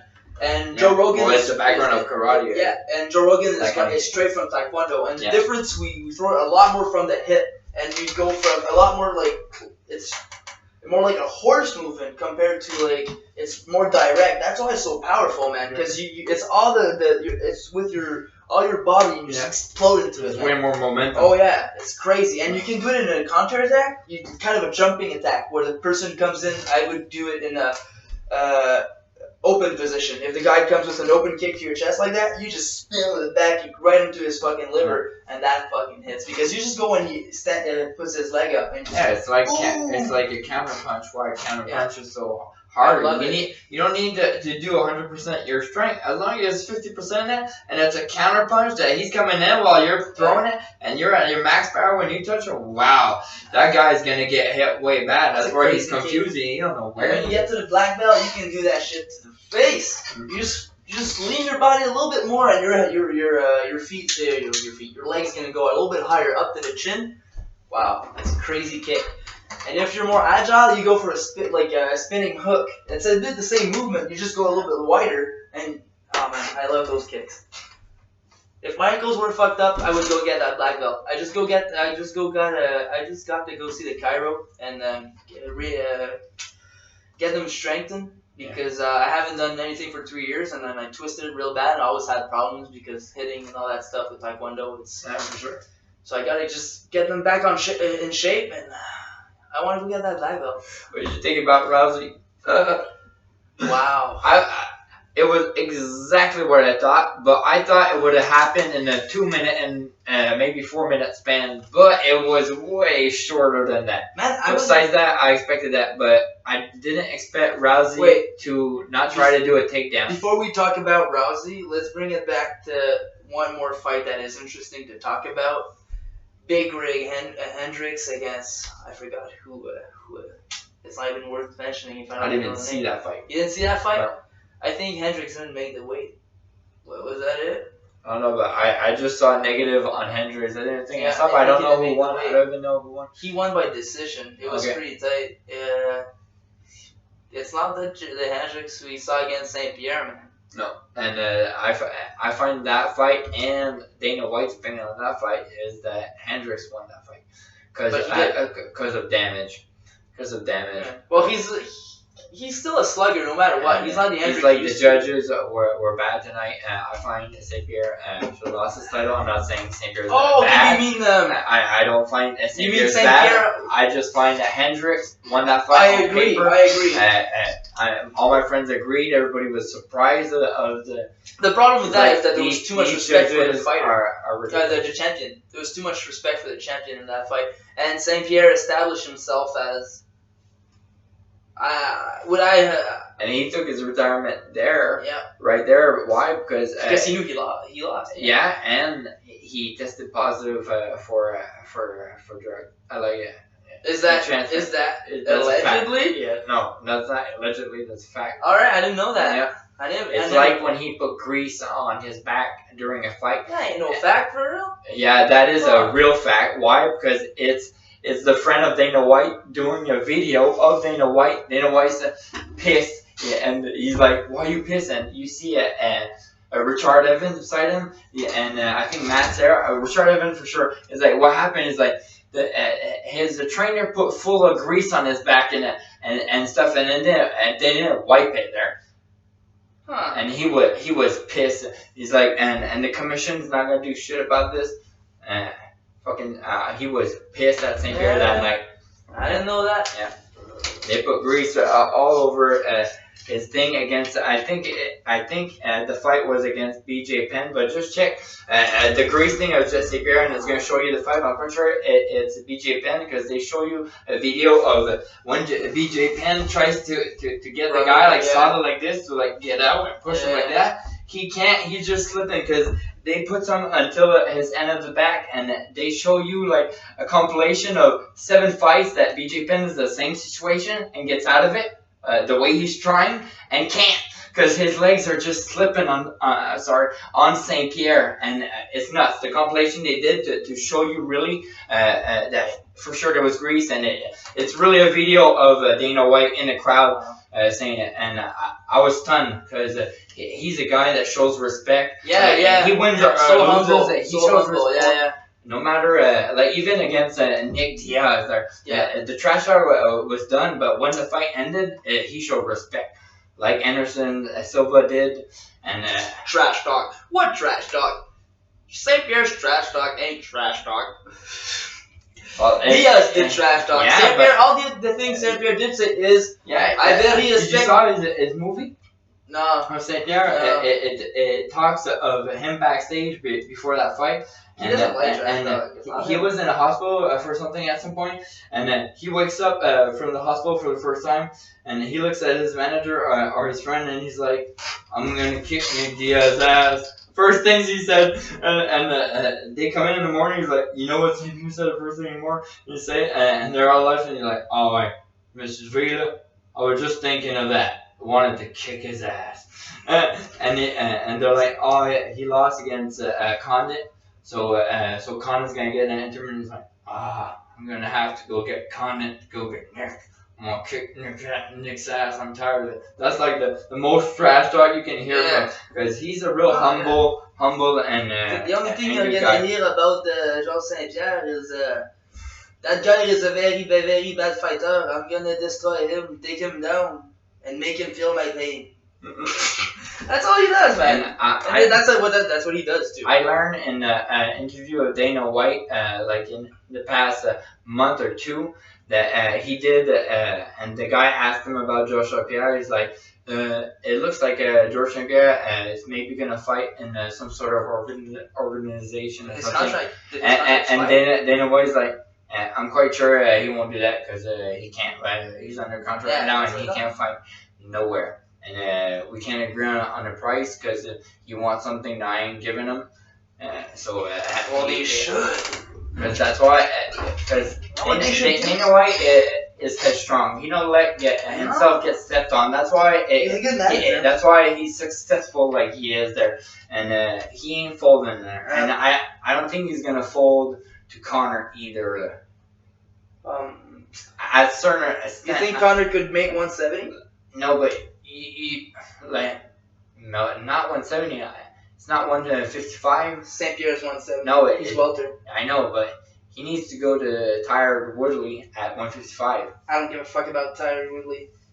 It could be cool because he's quite. Isn't Tyron Woodley welterweight champion? No, I don't know. Jamie. Fuck. Isn't he? Who's welterweight champion? No, Conor is at 145. True. Yeah, and 155. Well, there you go. Yeah. Yeah. Okay. 145, 155. He lost 145 because he can't meet a weight anymore. Now he's got 155.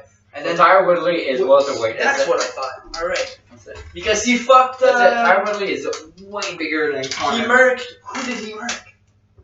The bald guy, man. I can't remember his name.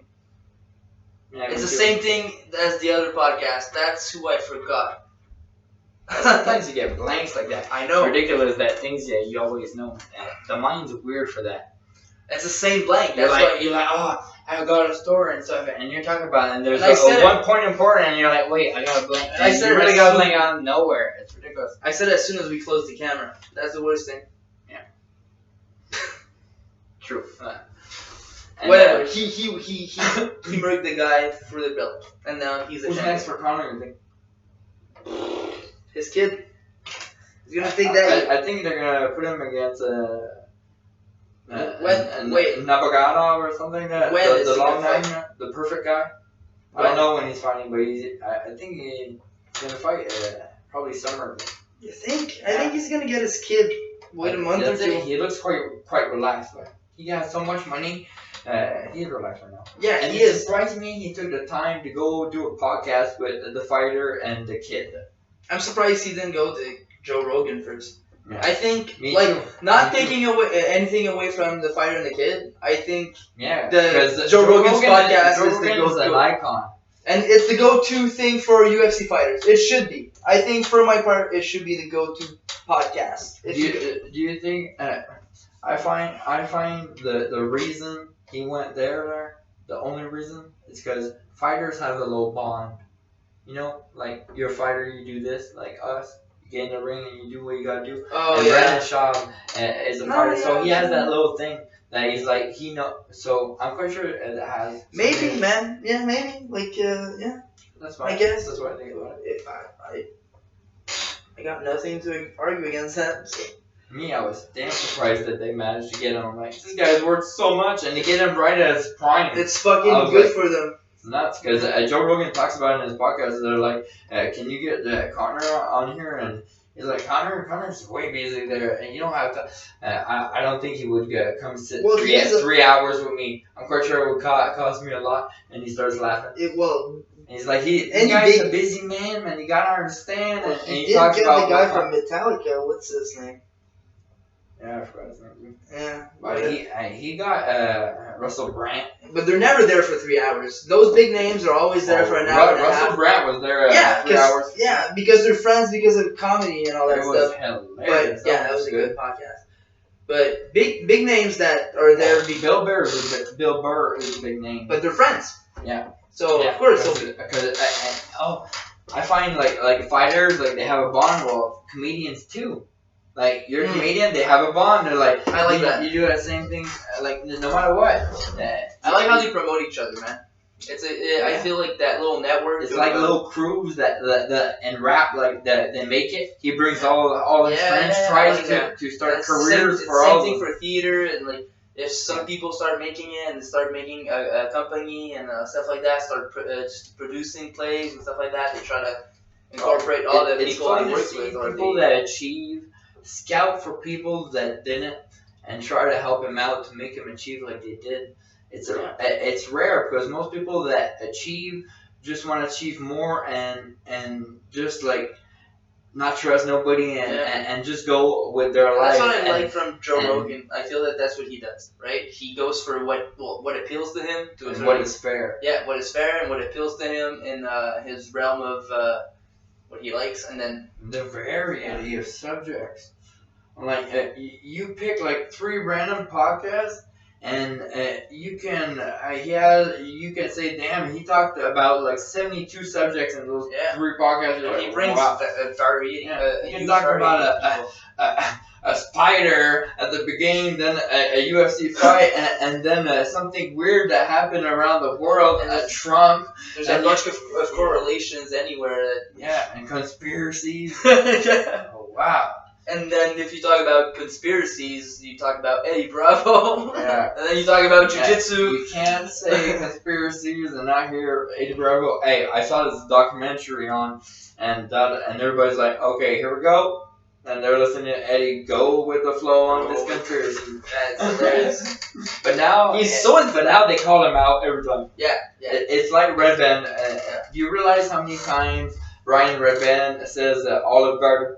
And talks about Olive Garden, especially Olive Gardens. Olive Garden. It's a restaurant. Oh, no, I know it's right close to. I never fucking noticed. Oh yeah, it's nuts. And Joe's always like, oh, here we go with the olive. He like slips it in like. And sometimes you can go on YouTube and just write Olive Garden. And there's and they're gonna show how many times he says it and all the situations. And Joe's like, oh, here we go, and he doesn't take it out, and it's written 2 hours, 35 minutes left, 5 minutes for end of podcast. He just and Brian Redban's like, yeah, I'm going to eat supper at Olive Garden, and Joe's like, oh, here we go. And I didn't think you were going to get it. She's like, you just slipped that one in perfectly. I never noticed. Yes. And Brian Redban talks in the podcast he does alone with Joe. He's like full of fans that came because I did a spot on Twitter, so they come see me, and a lot of people brought me like breadsticks from Olive Garden, and some stole even menus from me just to show the support and show how much I like Olive Garden. I was crying. The fucking store calls him like, okay, you gotta stop this shit, man. We got no more menus. No, but I'm sure for sure, man. He talked about it. I don't know how many people went there. Joke, at least 50, 60 times, and that's not exaggeration. You know how many people went there just because of that? For sure. I'm sure. Just because they want to follow him or just random shit. Alright, gotta go down new, man. Maybe he's there. Alright, let's go. And it's like I saw the best of Joey Diaz and all his stories, and it's I found something so disgusting the other day. When Joe Rogan it acts like him, acts like Joe. Everybody is able to do it. Yeah, but Joe just he knows him too well. For sure. He's like, I'm gonna tell you, Joe Rogan. All with the voice, because you always say your name, and your family name. The other day they were discussing why would Joey Diaz always say your full name. He's like, he wants to do that because he's getting your attention. Because I'm gonna tell you, Joe Rogan, and he starts telling you, you're like. He's talking to me then. He's like, you can't say Joe, no. He's gonna Joe Rogan. Listen to this story. I fucked this girl and it was scratching my balls the next day. And Joe's like, my God, why is he Joe Rogan? Like, no, I'm talking to you, motherfucker.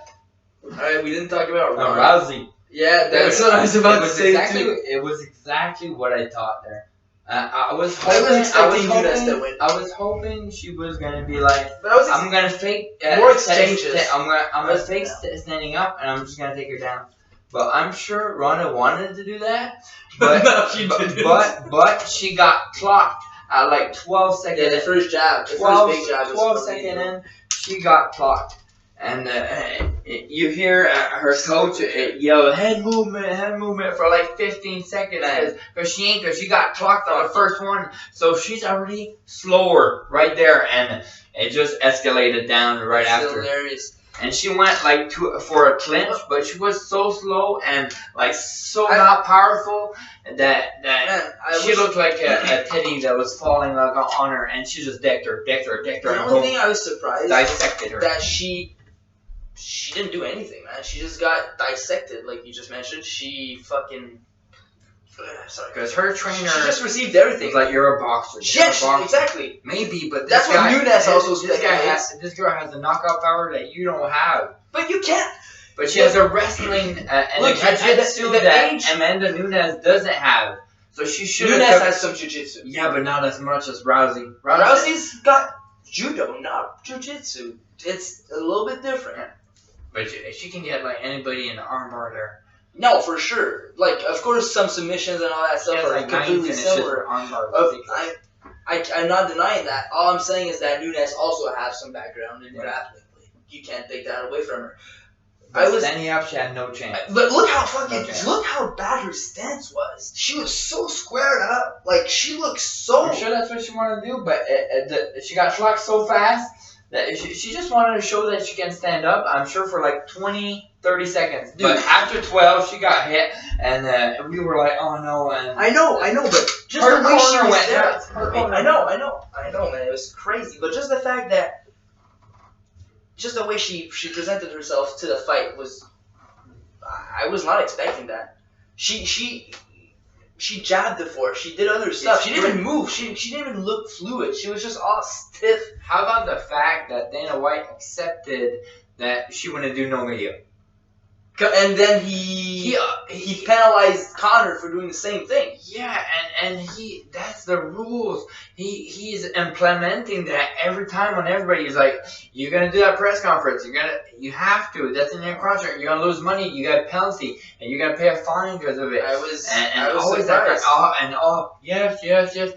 Like if it's his daughter, and he has to give her a bit of the star that she has because she's won.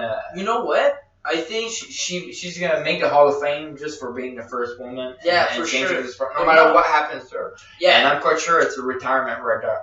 That's my thought on it. Unless she stops for at least a year and she trains like a fucking crazy person and she forgets about every media. She has enough money and she forgets about all that movie making and all that stuff, and she just concentrates on fucking fighting, and she goes back to what she knows is taking girls down and breaking their arms. She can go to ground and pound. That's gonna add a fucking version to her game. Maybe stand up and learn to move your fucking head, but don't tell her she can box. That's the only thing I can. Not against Amanda Nunes. Of course not. She's born to murk girls. Like Joe said, she has like elbows that are bigger. Like bro, that girl scares me. When she swings there, she's gonna crack you. Yeah. There's way more momentum. Oh in it. yeah. It's unexplainable. And she was all like, wasn't sure, and she was like, wow, she's this fast. She wasn't even blocking. She's this fast, and bang. It was just like so weird stance. All her arms, like. She didn't look ready mentally.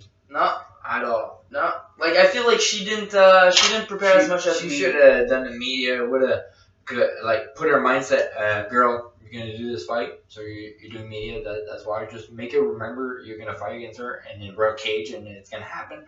And, because maybe no media, it's like, boom, you appear in a cage. You just have that bit of mindset. You're there every day, like, talking to people, like, hey, I'm doing an interview here, and stuff like that. It's just supposed to, like, I'm going to talk, and, like, what I think that I can do to beat her and stuff like that. Whatever. Yeah. Just to promote that fight, and that's what they have to do, and it's in most they promoted their contract. The promotion was gets fined. Beautiful. They don't appear on time and they get fined. Like Diaz and Nate, they get fined out a lot. I know, and Conor got penalized, like we mentioned earlier. But the promotion of the and Ronda, oh, you're my baby. Go. But the promotion of UFC 207 was beautiful. Ronda's come back. And the other one was a champion. They made it good. Yeah, everybody was like, yeah. Wow, we gotta watch that. Even like they mentioned in the podcast, Joe Rogan's podcast, they said that little girls were screaming for Ronda. No one was screaming for Amanda Nunes. They were still booing her, and she's got the fucking belt. That's how ludicrous the sport. Well, ludicrous the sport is. Not the sport, but the champion herself was. You see what I mean? Like, people that don't watch the sport were watching the sport. Don't have the knowledge of the sport. Yeah, don't have the knowledge, but they don't follow the sport. If they only watch Ronda fighting, they saw what recently? Yeah, or let's say they only watch Chuck Liddell fight, and then they check Agabana of the guy that's perfect, like 24-0, and just see him wrestle the whole time, and he says he sucks. Dude, that guy's better than Chuck Liddell. Chuck Liddell is a monster, but this guy, he knows how to win fights, and he has technique well, it's a different game than it used to be, man. Chuck Liddell had but the guy's gonna think he's bad because he don't have the knowledge and don't understand that this guy's smart. Like Cormier, I don't like the way he fights, but he's very smart. Yeah. He plays to win. Like Anthony Johnson, Rumble Johnson is a monster. And not a lot of guys destroyed this guy. Just Jones did, easily. But besides that, nobody did. And he dissected him. Just hold him against the cage like he always did. So the other guy knew he was going to do that. He did. Did it easy like a kid. And it was just easy. He just won every round and that's all. Bye. And now they're maybe going to do a rematch for that. But Cormier, like last time... He called out because he got hurt during practice. Yeah, I know. And Rumble at the 2 first days, he was really pissed. The 3 first days, he was really pissed, and he was saying to Dana White, "Put me anybody, I'll fight. I want to fight." And he called the 4th or 5th day. He was like, "I'm gonna wait for Cormier." Do the smart decision because let's say you get knocked out, boom, you lose your you lose your rank, and that's why sometimes it's way better. It's costly, the UFC, man. Like Agabanov after his fight there, I don't know how to say his name right there, but after the fight, he's like, no matter what, he's waiting. He wants just Conor. He's not gonna do another fight. He deserves it. He was number 1, and he just destroyed the guy. The Russian guy. He just destroyed that last guy, and he was one top contender too. So this guy deserves the belt. So he's gonna wait for Conor unless Conor's like, I want Tyron Woodley. I think he. But it depends on the money, I'm sure. Well, Tyron Woodley is the biggest money shot right there. I believe so. I don't find. I want Conor to prove himself against somebody perfect. It's gonna be the first time. Yeah, that's true. Although it was 10 years reign, but he wasn't perfect. But this guy is perfect. Mm-hmm. And there's a thing of being perfect that is real good because like Jones, like a momentum. Jones, I find he's still perfect because he has one loss, but he destroyed that guy there, and everybody thought that was Jones won, and they were like from disqualification, and it was like what? Everybody because it was a knockout, but the ref just shut his mouth the last second from disqualification, and everybody was like what? And that's the only defeat he got. Besides that, Jones won every match. Breaking his fucking toe. Yeah, breaking his toe. His arm like that against Vitor Belfort. And Joe Rogan did that fight commentary. He was like, it popped out. And then he put him down. He finished the whole round with one arm doing elbows just with the other hand and finished him. It was nuts there, and that toe, like you said, it was disgusting. And if the ref would, if the round would have finished, he was losing because they would have seen his toe. Yes, exactly. But he managed to finish it. Wow, with that's a crazy fight. With one arm. That's a crazy fighting story, man. That was a beautiful. That's a movie scene. It just showed how good. Breaks his toe and finishes the fight. Fucking pops his arm and finishes the fight. The other day, Joe Rogan was talking about like how easy some people destroy champs. Yeah. And they were talking about Conor. Yeah. How that was impressive. I find like Anderson Silva, that was impressive. Richard Franklin, it was like a baby going out against a magician. And then let's talk about Jones against Shogun. Yeah. You were like, what? What? Shogun couldn't even touch him, and Shogun was the best of all time and an icon. But Jones is just unpredictable. Well, he was a kid of 20 years old and dissected Shogun. He's just so perfect, like perfect size, perfect length, perfect technique. He's just like a video game fighter. Who do you think is the best, heavyweight?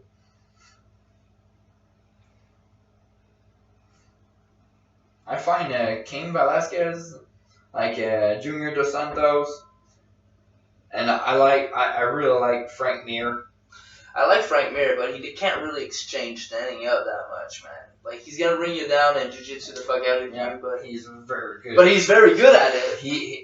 He's number 1 or number 2 in submission at heavyweight and wins. He's close to the top. No, for sure. I'm not taking that away from him. Did you see when he broke the arm of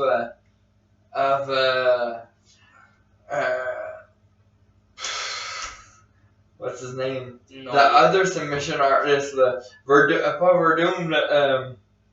I forgot his name. It's the second best guy in submission, and he destroyed him. And they were spinning when he was trying to hold the arm. And when he got him, it was like back here. And he snapped it. You saw the arm, boom, and the ref took him off. And he put back his arm. It was like all. Oh my god! Shit. I'm gonna put the link below. It's nuts.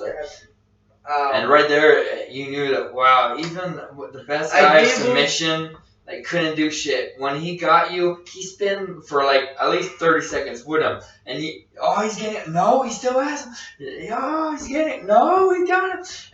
It was nuts. And when it snapped, wow. He's like, let go of him. Like, the commentator, like, come on, let go. Well, tap, motherfucker, tap. No, he didn't tap. Yes, so he was like, no, I think I would be. Like Lesnar tap. Practicing before, I was able to I got choked out, fell asleep. Yeah. I'm able to do that. I wouldn't be able to let my arm get ripped. Like, fuck that. I couldn't either. That's too much time off, man. No. Or your leg? Wow, never. If I would have tapped. I would have tapped a leg. And a heel hook? Yeah. Fuck, I tap right away. I tap. As soon as I feel the pain. Arm also. But let's say you're armbar less, because you got a leeway. Yeah, but depending on how flexible you are, right? Yeah, even here. If you know if that person's gonna snap, you're gonna tap. Oh yeah, for sure. If you know you can't do anything, you tap. A guillotine. But your leg. I ain't tapping. I'm gonna try to get tapping. No. Make me sleep. There's so many security here. I ain't dying, and I'm on live television. They're gonna do everything I can to make you alive, and you're just passing out and getting back up. You know what I was surprised? Well, not surprised. Holly Holm in that against Miesha Tate when that happened, when she lost her belt, and the same fight was Connor. Beautiful. Yeah, it showed the heart of Miesha Tate. Yeah, but she was lucky. Well, lucky. A lot of. Skill, but and endurance. She was way a lot, and they were both exhausted. Yeah. It was a final fight. It was on the 5th round, right? Yeah. Well, tie fight. Holly Holm was dominating the whole friggin' fight until that happened, but but it was impressive how Miesha Tate could take a punch. Yeah. She was bloody. She was still standing up. Didn't get rocked. Well, she took her moment, man. Yeah, she freaking took it. She was smart. Well, I was surprised not surprised because I know Holly's a tough girl. She got choked out. She fell asleep. Never fucking tapped. It was her belt. She wanted to keep it. Connor, on the other hand, fall on the floor. It gets fucking open like crazy. His 2 legs are on the floor. He's spread open.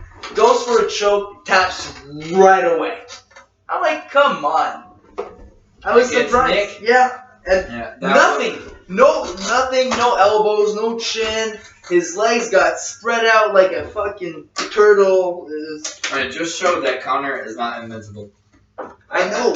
It showed that if he gets on the floor, even against Chad Mendez, you saw the first 2 rounds. The first round, I can't recall how long it lasted. But he got dominated on the floor. Those elbows were getting to him, man. Like, no matter what he claims, no matter what he says, he got not lucky because he's able to take his shots and knock people out. But he got carried on the floor, man. You think it's the retirement of Rousey? I think so. I believe so. A lot of fighters are like, don't fight anymore. Don't you think fighters are dirty, bro? A lot of fighters are like, even her mother said so. Did you see that? She don't have the intensity that she used to have. Nope. That's right. And we put a lot of hype for this girl. We put expectations. Well, because they built her. I know. They built her so. They built her like the Undertaker. Like she has this. And she's not built like the Undertaker. No, she ain't. Well, the thing is that she got girls. They were comparing to Floyd Mayweather. Yeah. What the hell? In a boxing match, not in a UFC. In a UFC, okay, maybe, but in a boxing match. No, come on, that Floyd is perfect. against real motherfuckers. Was, Rousey couldn't stand against Floyd. Okay. That was so That's crazy. just embarrassing that you do that to Floyd. That was so crazy. Oh yeah. I don't. Now they're comparing Conor. What would happen if Conor would In fight a boxing Floyd? match, I'm pretty sure Floyd would beat him boringly, like he did to Pacquiao. Exactly. But Smart and make sure he don't let he wouldn't let Conor fucking break him with left hands. That's for sure. But if you put Conor in a UFC match with him, being scared of getting taken down, Conor would probably fucking take that left hand to his face because you can kick and Conor's got fucking lethal kicks. He can be unpredictable and more. A lot more. It's not just punches. Leg kicks. He would just fucking leg kick him or wrestle him. You don't even have to. You think if Floyd knows how to sprawl? Yeah, I don't for sure. think so. Even if Conor doesn't know wrestling that much and all and that. your stance is different in sure. boxing. You're like all tied up because it's all up here. You're a lot wider in UFC because you got the sprawl. If you stand like that in UFC against Conor, wow, you murder. More than no will hit you. It's that bad there. No man. After hearing Ronda's corner and the desperation in their voice when she got murked, I'm confirmed that this is her retirement. Yeah, you should put it right now. Right now? Yeah. All right. Let's make you hear this, like the corner of Rousey during that fight. That's like when they're head movement. Put this on it. Right on that one. To the left. Yeah. A little bit more. Head movement! Alright. Head movement! Head movement. Head movement! Head movement! Head movement. 15 seconds of head movement. Yeah. That's the first 15 seconds of the fight. Why? Because she got hit at 12 seconds, so the guy was like, head movement, head movement. Head movement. That's all he could say. But she was a robot. She was already like That's all he could say. And look at him, like the Head movement! head movement. Oh, it's getting louder. Yes, move! Yes. That's after the first jabs. That's after the first jabs. Head up! And then Nunes comes back with more, and he's like, hands up, you got hit. Hands up! Like, catch her. Same time as this one. You hear Like, it. catch her, take her down. And then- Because she went for a clinch, but it was so slow because she was So weak. She was dazed. So, no speed, no power. She And was even like when a he kid says, falling. he's like, hands up. It sounds like a desperate father. Oh, yeah. Hands up. Hands up. Don't let yourself beat by the bully. Hands up. Come help me. No, just put your hands up. Hands up. Swim. Head movement! Good job! Jab! And then bang again. And he's gonna be like, clinch. Clinch! No, clinch. Listen to that. Clinch. Tap it. Like she's dying, and the only thing she can do is clinch to survive. No! It's so desperate. All right, let's like you're seeing your son or daughter die. let's just let's not say a word and let's let you guys listen to it. 6. All right. Did you hear that? Look at the note. Hear the desperate note. That's the probably the final punches or when he stopped the fight. Yeah, when she's falling. No. No. Oh, that's so crazy. It's so desperate. It's like you're getting left on an island and the boat's leaving. No. Yeah. You see a the year. Desperation. He's seeing a year of training disappear in 45 seconds. Yeah, and a lot of the purse of the match. And also a fighter. A complete career falling. Yeah, because he knew she was probably taking her retirement. Oh, for sure. She needed For a sure. win. She needed like a first round armbar. That's what she needed a decisive win. Like at least, yeah, no decision, like an armbar or something like that. But that killed her. An armbar would have been nuts. An armbar would have like confirmed the all that hype and that The icon that she was. And she did it. But she didn't have time to think of it. Put it over there. De quoi? La camera. On voit pas. Non, c'est pas pour ça. She didn't even have time to think about that. She got knocked the fuck out. It was Nah, that bad. It was over.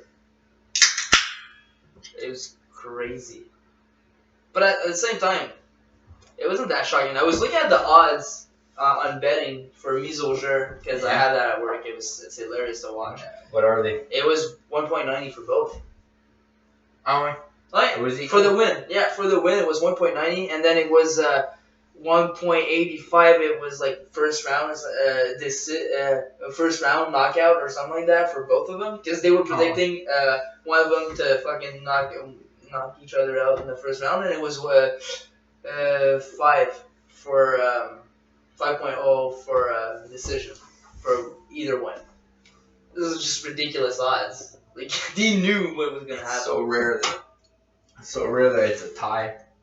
Yeah, it was pretty tight. Maybe a Usually point. there's always Maybe a 0.5 or something like that, but it wasn't that That's much. not that much. No, It's usually it's way bigger. Yeah. I need to go get some papes. Look in this box right there.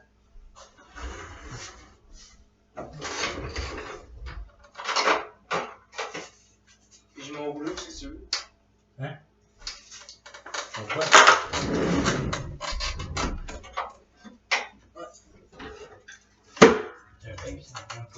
What? Ouais. Oh, that's old. Trop long. La boy dans le salon. Une boy dans le salon. Got papes. Well, those are old, that's why.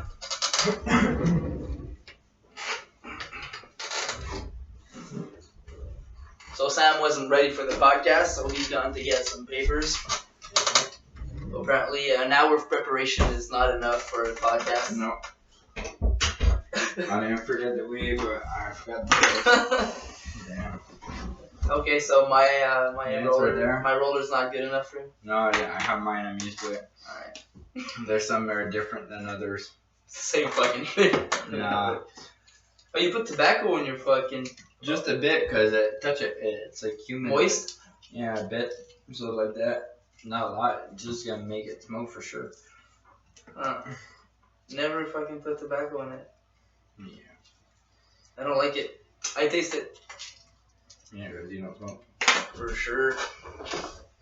Did you see the weigh-ins between Bert Crusher and Tom Segura? Yeah.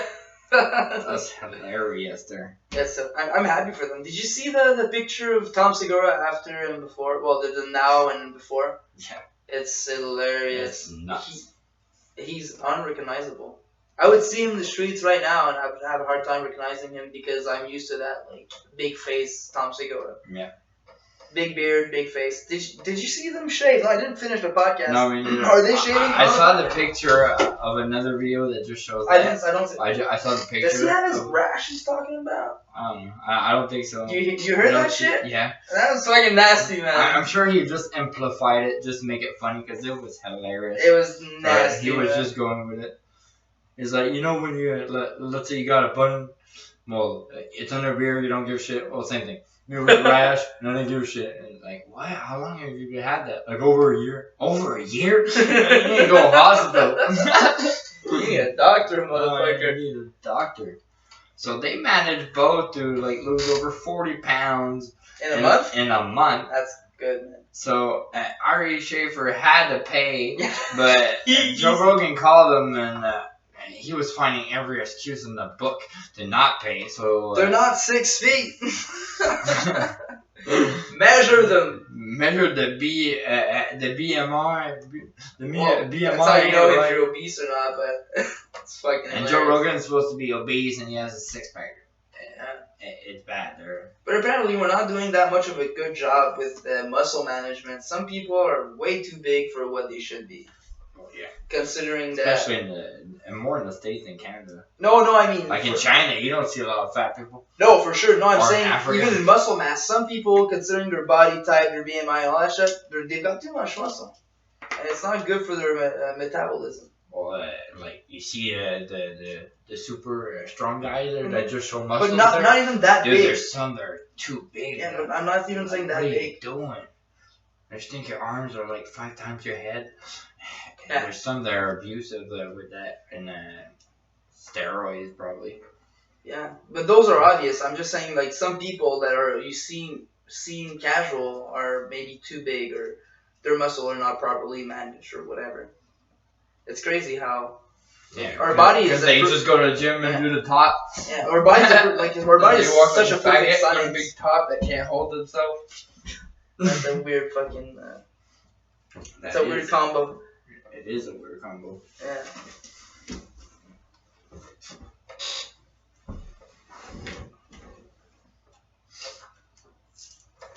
That's a crazy.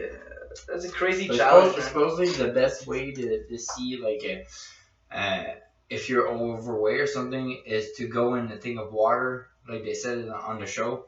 You go in a tank full of water and it checks your overall thing, and that's the best way to know if you're overweight. Yeah, I didn't know that. No, me neither.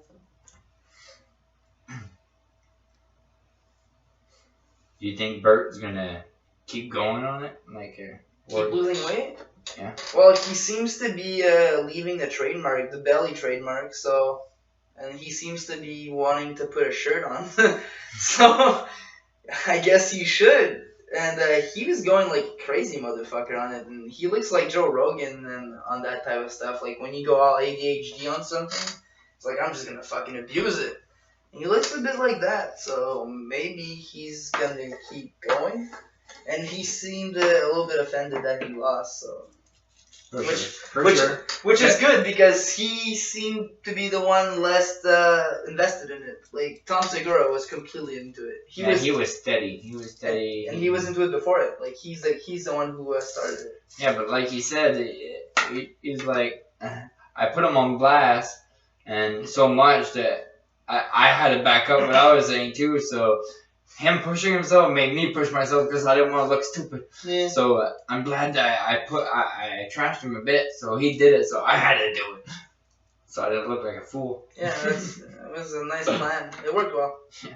So at the end of everything, fucking Joe has to pay the voyage because Irish Schiffer is probably not paying it.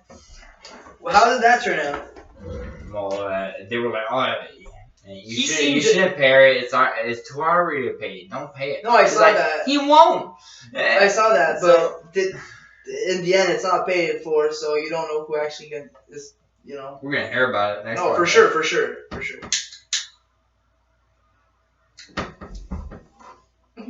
Ari looks like a fucking cheap motherfucker, though.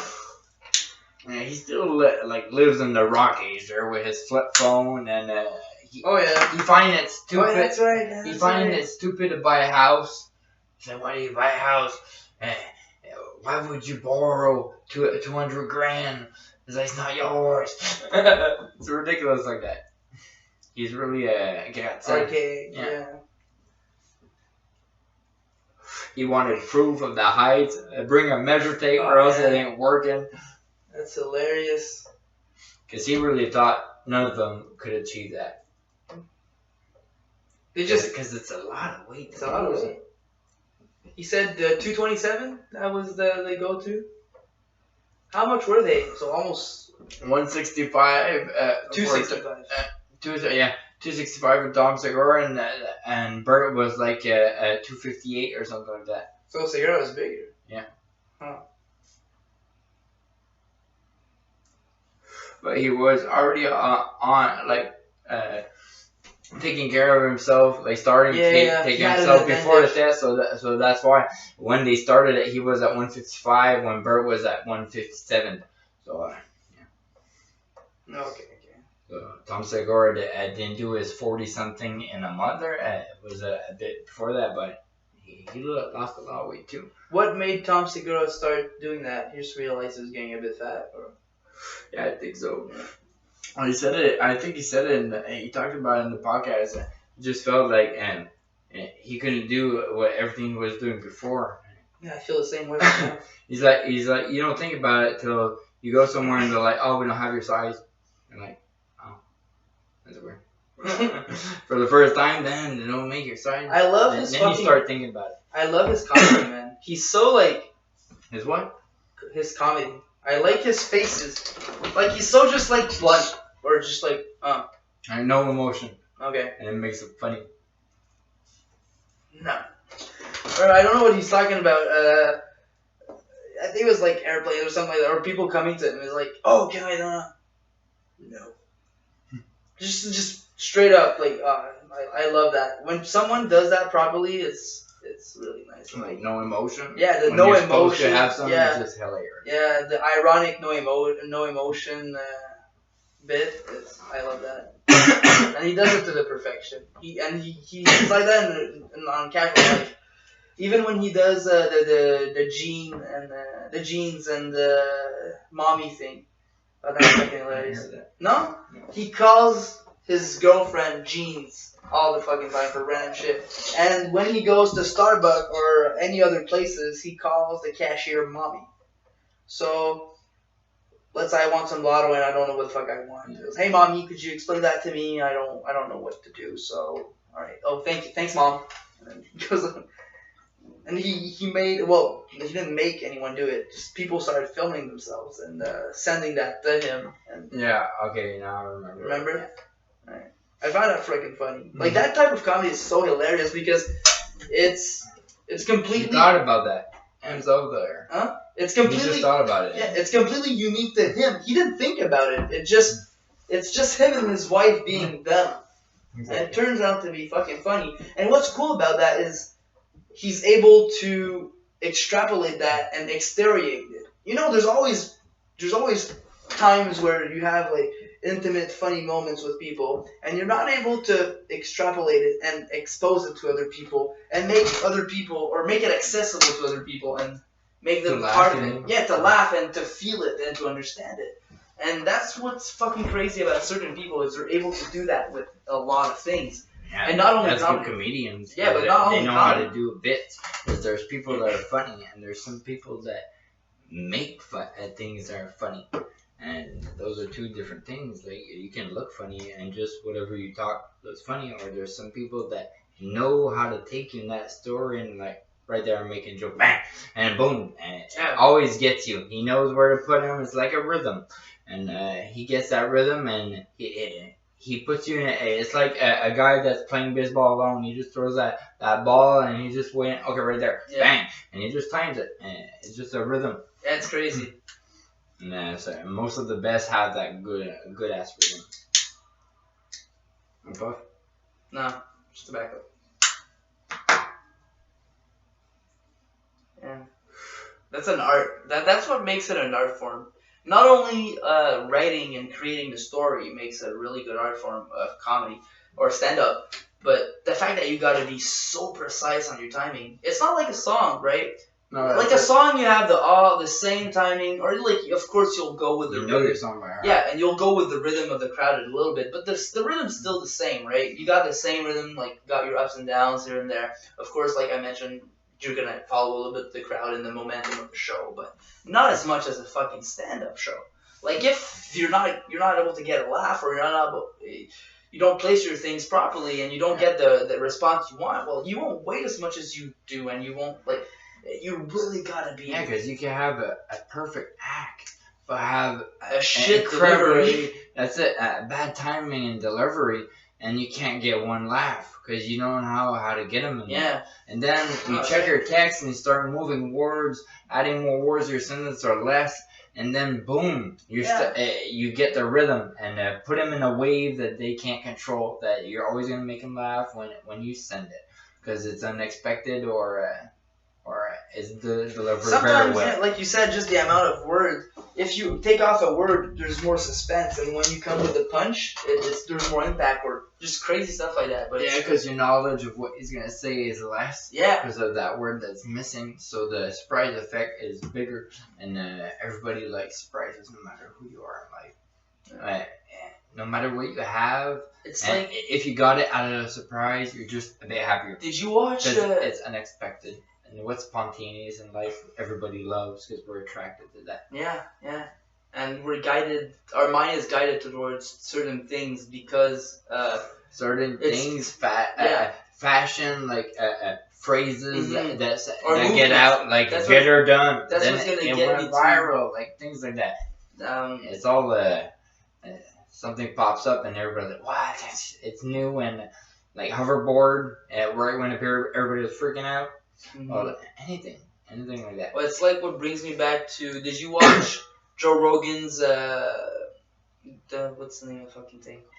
Joe Rogan proves everything, or Joe Rogan questions everything. Yeah, we talked about it. Yeah, I watched the whole seven seven. episodes, 6, 7. Nuts. And did you see the one with the mentalist or the mind reader guys? Yeah. And Yeah. well, what was the see if we could really Yeah. read. And well, the final one who was actually explaining how he was doing it, how it was actually just like a magic trick. You know, when he was explaining, choose a simple shape, not a square. And it's like, okay, so you go choose a simple shape. And then you choose a shape inside of another one, right? Any shape inside of another one. Any shape inside of another one. All right. Everybody has and he keeps doing that fucking like triangle. Yeah, triangle in a circle, right? Triangle in a circle. And I say no square and simple shapes. You got how many simple shapes, right? You got 4 or 5. Yeah, exactly. Unless you go with like an hexagon in your head. Well, then you're fucking mathematician or something. Yeah, but it's the fact that you're repeating something. Yeah, and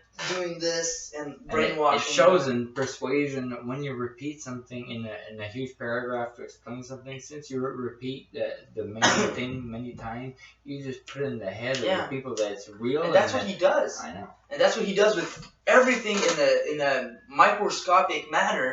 And he controls you. Like, it's so minimal that you don't even see but it. It's still magic. It's not really mind. No, it's magic because he's convincing you to say that, right? So to a certain extent, it's magic, yeah, like you're saying. But it's not mind reading. He's not making your eyes see somewhere else, but he's making your mind think somewhere else. He doesn't know what. Because that's what magic is, right? You see somewhere else. The name of a girl you're thinking, he won't know. Won't know. Well, he might know certain things about it. Like, he was trying to fucking trigger, like, he was triggering answers. You know what, like, he was doing? Like, I don't remember what he's doing, but he's trying to trigger certain answers by your response. Most of the magicians work with that. Yeah. But it was like letters and stuff like that. He was able to discover words that you were thinking. Yeah. But it was just all by pushing you towards it, right? It's a cool way, but imagine like 100 years ago, or even further than that. Well, just 100 years ago, how powerful that was to be. Dude, even today, it's still really powerful because even further than that, before like magicians there, everybody thought witches there, and we were killing them one after another, burning them on trees. There. How many people was that bad. Died? Somebody just somebody's just talented. Like everybody's in the room, and a girl was walking, and she's like, "Hey, careful, you could fall," and boom, she fell. Everybody's like, "How did you know?" This girl's a witch. Witch. And how she knew. Not only that, that's it. She's getting hung there. Somebody's too agile. Somebody bad. would be too agile, doing flips and shit, and he looked unhuman. Oh fuck. He's a son of a god or something like that. He's the devil. He's the devil. We gotta kill him. Like since religion was so high, and a person was like, "I don't believe in nothing." You're like, you're a demon. I would like to see if, there's probably like some documents of all that, but I would like to see if we probably don't have it, but all the fucking people who got killed for stupid reasons in that time period must be ridiculous. Oh, yeah. Must be ridiculous. What did he do? Well, he stole a cabinet. There's some just for being black. There's some for a lot. Well, there's racist stuff, that's for sure, and that's ridiculous. And then there's the witch one. Other crazy stuff that they believe. There's the witch one for sure. It's so ridiculous. Or just particular scenarios. Pearl Harbor was one. Because when we got attacked there and everything happened, well, the U.S. got attacked that day at Pearl Harbor. Well, when that happened, what we did, we after that, after the bomb and shit, every Japanese person that was in the States, we kicked them all out. We put them all in the same boat as the people that attacked us, and we sent them in refuge camps and stuff like that. Yeah, I remember that. It's real sad what we did to them. Well, we didn't do shit. The States did. I distantiate myself from that. Yeah. I know, but I talk about it like North America all the time. No, I know what you mean, but I kind of distantiate myself from all the... Because they're our brothers. Yeah, it's our egocentric and brother. We're like the younger sister. He protects us. Nah, the weaker brother. I won't take the younger sister. That's like the addictive brother in the system. Because that's like the egocentric brother trying to control everything, and then we got the little brother in back just picking up the bullshit. That's how I feel it is. Picking up the bullshit. Yeah. Oh, here's some electricity. Oh, you got no more natural resources? Here's some wood. You spent all your money that mom gave you? Okay, here, I'll give you some money. That's how I feel it is. Of course, their economy is better than ours, but they just manage it better. But we give a lot of resources to fucking states. We get money from it. It's undoubted. We get hydro. Yeah, and we buy it back for more after. A lot of hydro. It happened so many times. We bought it back for more because we sold too many, and in big culture we were missing electricity. It's so stupid because they didn't bank enough. It's us that ships hydro to New York. Do you know that? Mm-hmm. I find that was crazy. I was like, what? Even paper, popsicle sticks. I thought they were rich enough to have their electricity. There's a bunch of shit we import, man. Yeah, that's for sure. But we have the most water in the world. Yeah. That's what's cool. And let's not fuck it up. And we have a lot of territory. Did you hear about the déversement recently? It happened 2 years ago. I think it was Qatar. It was still, Qatar decided to, they had to diverse or empty a bunch of waste water directly in the flood. Okay. So that's your bathroom water. Straight in, because something broke. Yeah, that's disgusting. That is disgusting. I never heard of that. Yeah, it happened for at least a week or two during a period because they were trying to fix it. Like, not last winter. Yeah, last winter. I wasn't here. I was at the other apartment, so it's last winter. It's ridiculous. Earlier, when we were talking about the States, and we were like, New York's amazing. Mm-hmm. Well, what I find, let's say I asked you this question. Well, if, let's say, there's another terrorist attack, what's the most favorable state that's going to probably get hit that you think? Washington. That's New York. I mean, it's right beside there. And that's what everybody thinks. So when you're in New York, you got, I'm sure you got that feeling that you never know. You never know. No, that's how crazy that is. I felt that because I find I felt it was too close to 9/11. I wouldn't happen that close again. But I was in ground zero and it was almost done. It's a pretty weird fucking place. It's like a huge fucking hole in the ground with fountain. It's pretty deep. That's what they did. I think there's 2 of them to represent both towers. Yeah, and there's a big memorial wall there. Well, I don't know how it wasn't completed so when I was many there. names on that. Yeah. Shit. It's nuts. What do you believe about that conspiracy theory? What do you think happened? Somebody actually fucked up 2 fucking towers with 2 planes, or? I find the first. You think a tower can fall from the top like that? No, it's impossible. Because the way those buildings were made compared to any building in the world, those buildings were made from the exterior with big frame of iron, okay? There was most buildings were made from inside, and that's why they're weak. This thing, no matter how much it burned, it just stayed up, just like that. Just destroyed everything but just stayed up. That thing can fall. It's impossible. But they both fell like bitches, and not sideways, straight down. And like an implosion. They evaluated the speed as they went down, and the speed was almost legit, but it was moving a ratio that wasn't normal. And you know for sure that the 3rd building there that fell without nothing touching it. Well, that one, when they evaluated the speed, it was falling faster going down. That's impossible. That's impossible. Because every floor is the same. So, and nothing can start going faster by itself, unless it's a controlled demolition. Mm-hmm. So, and a lot of people heard booms and proven, like the people that were there on the bottom yelling and shit, they heard booms even after the plane. And I think the second thing that happened, the other building, I think it's a drone. There's no real video of that second So plane. what do you think happened? Well, I think what I think happened. There was bombs on every floor. Yeah, for sure. What I think. Well, that's definitely. Well, what I think. I think the plane went in, boom, and then the second one went in, boom. Then they popped the bombs, right? Because of course the planes are exploding again. It makes sense. There's more explosions.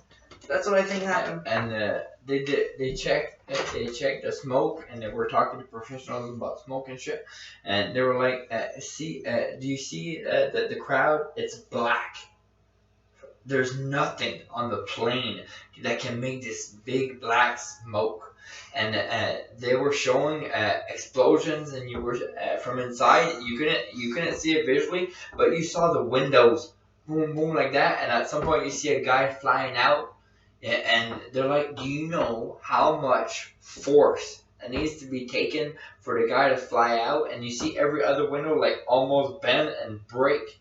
And you see it on the whole floor, and there's nothing happening, but you see that. So there's really a bomb but you can't hear it, how high it is and stuff. But you see every window shaking. You see that guy fly the hell out, and then you see every window break. He's like, it's impossible for that to happen just straight up like that because of the fire.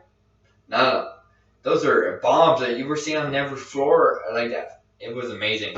Like you can watch those videos on YouTube, and I was amazed. I didn't know that.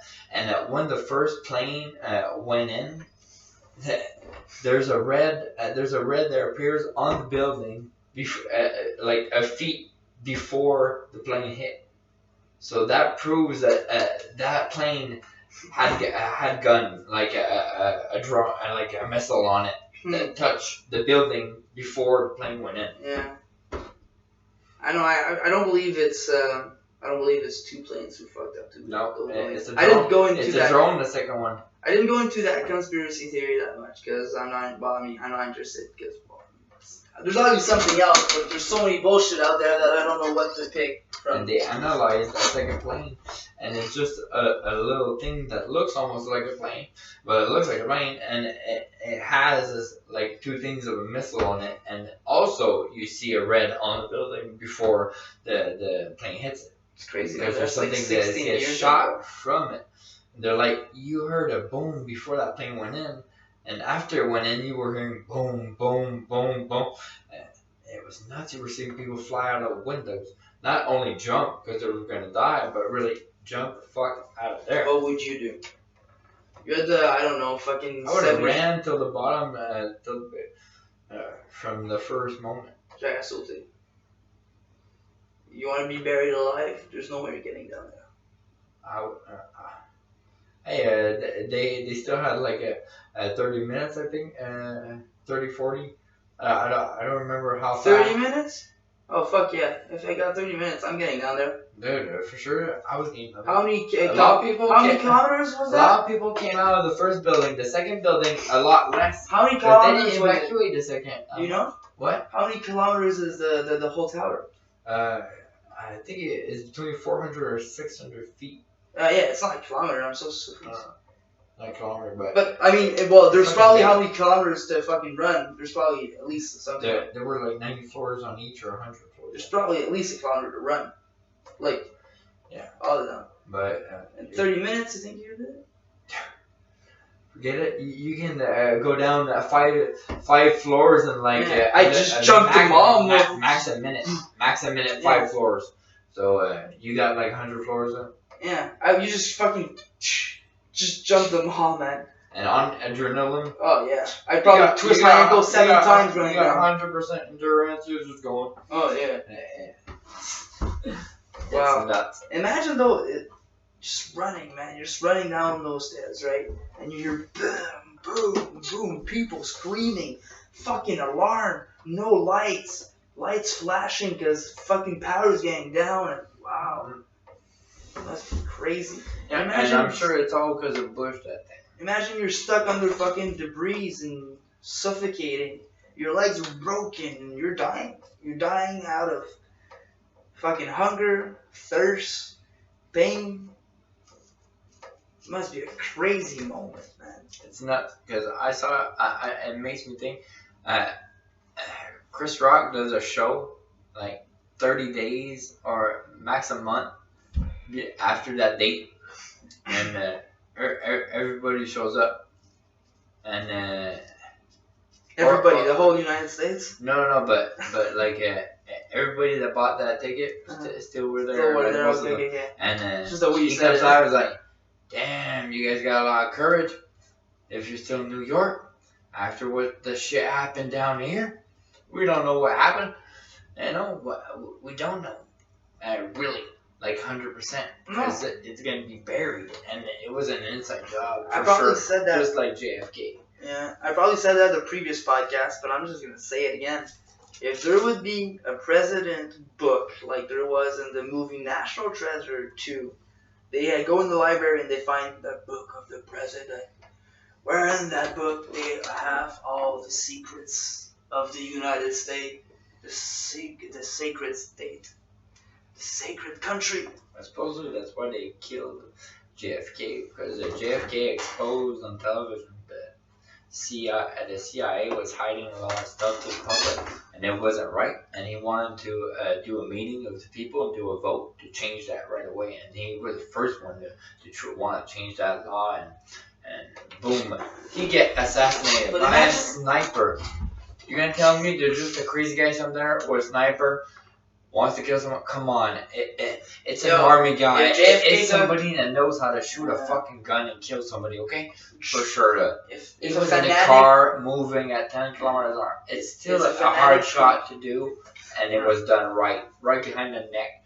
If it's a fanatic who killed him, he's gonna do the same thing for Donald Trump, right? It should have happened already. And did you know that the video of every video of that date was examined and shit? Yeah.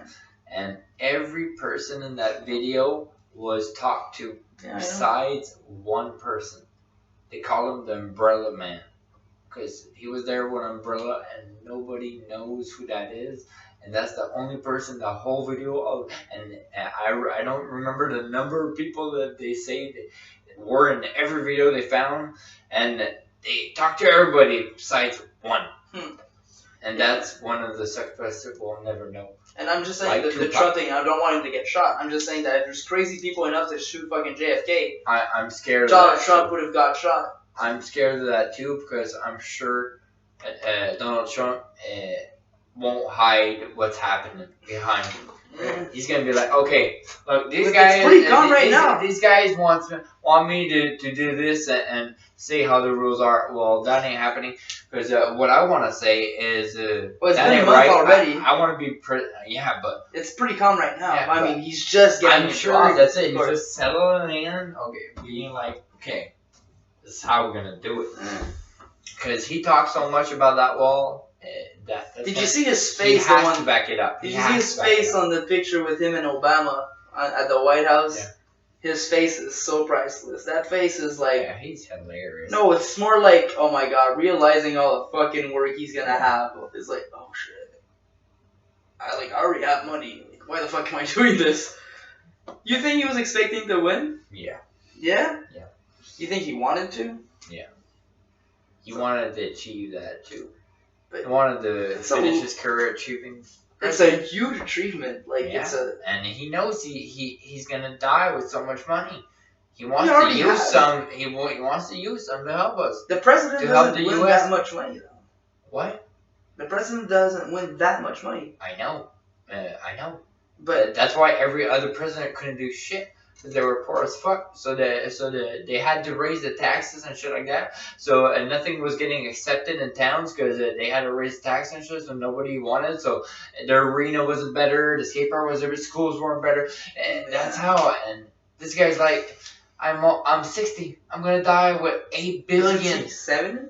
No, he's like 60 something. Okay. He has $8 billion. He knows he's gonna die with it. He's like, fuck. Might as well fucking spend some and fucking make America great again. Let's see that. So man, dude, having $8 billion there and you achieved everything in your life you want to do. Plus you're president. Slept with all the women you ever wanted.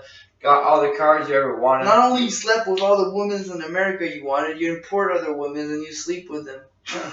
Who cares? And then you make them learn your language and copy the fucking The fucking This guy achieved everything. He wanted to be president and help us and wasted a bit of money. So he's gonna build that wall. Start making things like, okay, you come in the country, you're gonna pay taxes like everybody. You're gonna be a citizen. Yeah, you import your wives and then you make them copy Obama's wife's speech. Twice. Did you see that? No. Her wife straight up went up there after he won and copied Michelle Obama's speech. And she just said it word for word. Oh, that's fine. That's hilarious. I think she did it once or twice. It's just so fucking hilarious. And he goes up and he says something like, my wife said the exact same words and she got booed or not praised or whatever. And then Michelle Obama gets almost a standing ovation, blah, blah, blah. Well, of course, she fucking wrote the speech. Your wife did. I know his point wasn't that. His point was more like you gotta respect my wife also. But your wife didn't achieve as much as Michelle Obama did. Like, that woman could actually be the next president. Like, she could actually present herself in 4 years. And I would vote for her. I would have voted for her Depends before. who she's against. Probably, yeah. Well, it depends on who she's against. But I'm And saying it right depends now. what Trump does in that 4 years. I'm saying right now, against Hillary and Trump, fuck, if Michelle Obama would have showed up, she would probably have won. And I'm not the only one saying that or thinking that, but at the same time, I'm not the only one thinking that Trump wasn't going to win, so...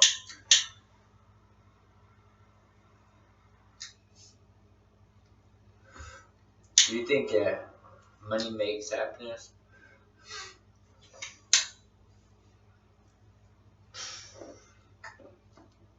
To a certain extent, yeah. I mean, not worrying about your bill. Like, not worrying about your bill, not worrying about food, not worrying about anything. Your kids are fine, suited to the point where, like... And it sounds... When you don't worry. Yeah, where you don't worry, yeah. And you allow your kids to be... Like, I personally never had, like, that much money, like, and all that stuff. And you allow your kid... Like, my mom gave me everything. I was allowed to play all the sports I wanted. For sure. And We I was... almost had a menu each time. Like, hey, at your place. But I wasn't, like, let's say, almost up to the greatest fade and all that stuff and other stuff. And I got picked on a little bit. And, like, that's stupid. Like, as a kid, like right now as an adult... There's no tobacco. Like, as an adult, like, it's a stupid thing, but, like, it affected me a little bit as a kid because I was a weak-minded kid. But, like, not, to know that I was not as good as the other people because I didn't have as much money, and that's how I felt because I wasn't, like, to the nearest fade, and I wasn't, like, dressed like they were, and I wasn't, like, I didn't have, like, all the accessories. You didn't feel like you were confident?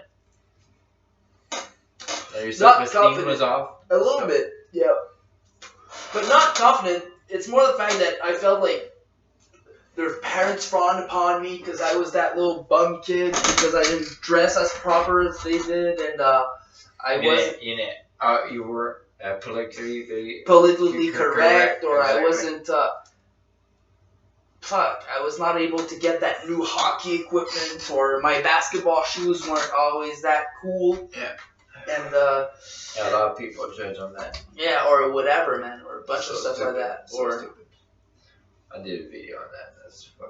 And that's how I felt when I was a kid because my mom couldn't afford all that stuff, and she worked like crazy, man. Like, sure. And plus my mom had cancer, and that's one of the reasons why I felt my grandmother had a cancer first, and my mom took care of her, and that's like I was a shitty student in high school. I'm not taking anything away from that, but my mom and my grandmother having cancer didn't help me not failing my grades, so I failed my Sec 1 and my Sec 3. And plus, within all of that, I got a little bit picked on. It's nothing crazy, never pushed and shoved, but just never felt told. You were small when you were a kid. Yeah. For sure. Yeah. Compared to now, you grew at the end. Yeah, 16, 17, yeah, I started to be a bit taller. But, never felt picked on, but I never felt totally accepted in certain gangs when I was in high school, but... Why is that, you think? Initially, I think more like when I was at grade 5 and 6 in my high school. In my school, it was from kindergarten to Sec 5. So it was the same school. We're 100 students, English school. Yeah. So initially it was more because I didn't really fit in with money and all that stuff, and I was a little bit like an outcast, and I didn't really know. Everybody has money out there, living. Well, in the English school, most people are more fortunate, right? I'm surprised in that. Or like they're able to, I don't know. And I didn't fit in as much. Like my mom always like smoked weed and like been more like open. That the other brands were more like straight and all that stuff. So I never felt like I fit in that much until I got out of the CJAP. Like, yeah, like, but or when I stopped, like, I'm sure that I did fit in to a certain extent. Like, I was with the basketball team, I had some fun, but I never hung out with them like on the weekends. I'm sure that's because when you go to CJAP, you see a huge variety of different kind of people. I think it's more because I was old enough and I just didn't give a fuck about what people thought. Not that bad. No, exactly. And I realized I'm actually compared to a little school like that, you're and even compared to them, to a big school. Even compared to them now, I'm like, I'm not that bad. Like, yes, they were better students than me then, but now I'm like, yeah, I'm at university also. And where are they now? They're at university too. Most of them are doing their shit and like being good students because it's an English school. Most of them people hate. But I'm not. No, we're totally in a respectful manner now. Like I still speak to them and shit. Yeah, like, now. Yeah, and even more like towards the end of my high school, like it's not like I got picked on that much. It's more that I just didn't feel integrated. Like I always felt a little bit an outcast and stuff like that. It's like a girl that diss you, then when you achieve, then she misses you. And that's almost like that. There, the guy don't give a shit about you because he judges you and he don't give a shit. And when he sees that you're doing the same fucking thing, he obliges, but without really saying sorry, and just acts like he's chill with you. And since he's on the same level, and now he can't say shit. Since I never felt that I fit in, I was always a cunt. Like I hang around with people that like me for who I am, not for who they want me to be, or whatever they think. No, I understand. Maybe today, like we would have a discussion, and I would bring a lot more things. Isn't that what we're doing? No, I mean not with you. I mean with the other people that I didn't feel that like the people that I didn't feel like I fitted in with at the time. Probably today we would have a discussion, and it would be it'd be a good discussion, and we would probably both end the discussion saying like, "Oh shit, I don't understand why we felt that way when we were a kid." Because we're both We're both adults, and it's stupid to make people feel certain ways, right? Like it's stupid. A lot of people that do that is just because they're so insecure in their little life. Because you're just a fucking kid too. They have to take upon somebody that can take a hit and that. But you're a kid. You're learning to grow with that power also. And you're gonna discriminate that person, and somehow that person you're gonna feel better that that person's sad, and that's just stupid. What the fuck did she did to you?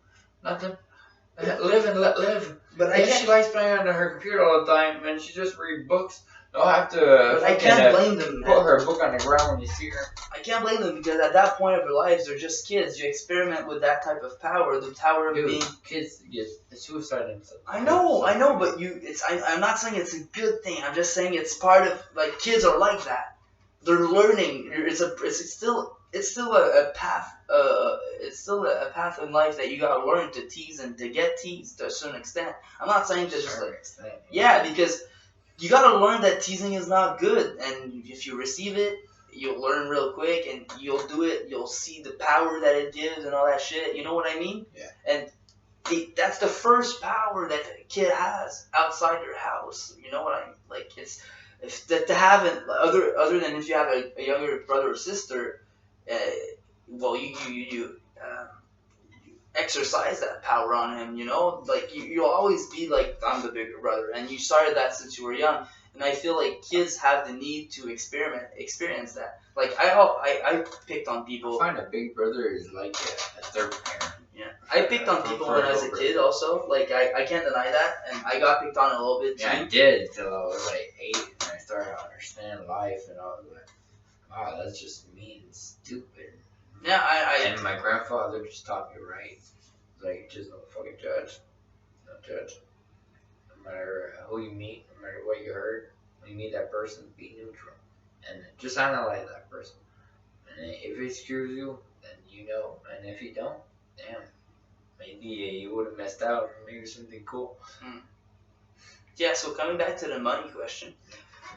Yeah, the fact that I didn't have that much money just caused me to be a little bit less insecure, more insecure and stuff like that, and got me to be felt a bit more outcast. And maybe it's not even money. Maybe if I would have had money, I would still be in that situation. I don't know, but I feel maybe that's the point. But now having more money to pay school and don't worry about my rent and all that shit would be appreciated. Nah, that's not to be denied, but I'm happiness-wise, I'm really fucking happy to have my girlfriend. I'm happy to be with my mother. I'm lucky. For sure.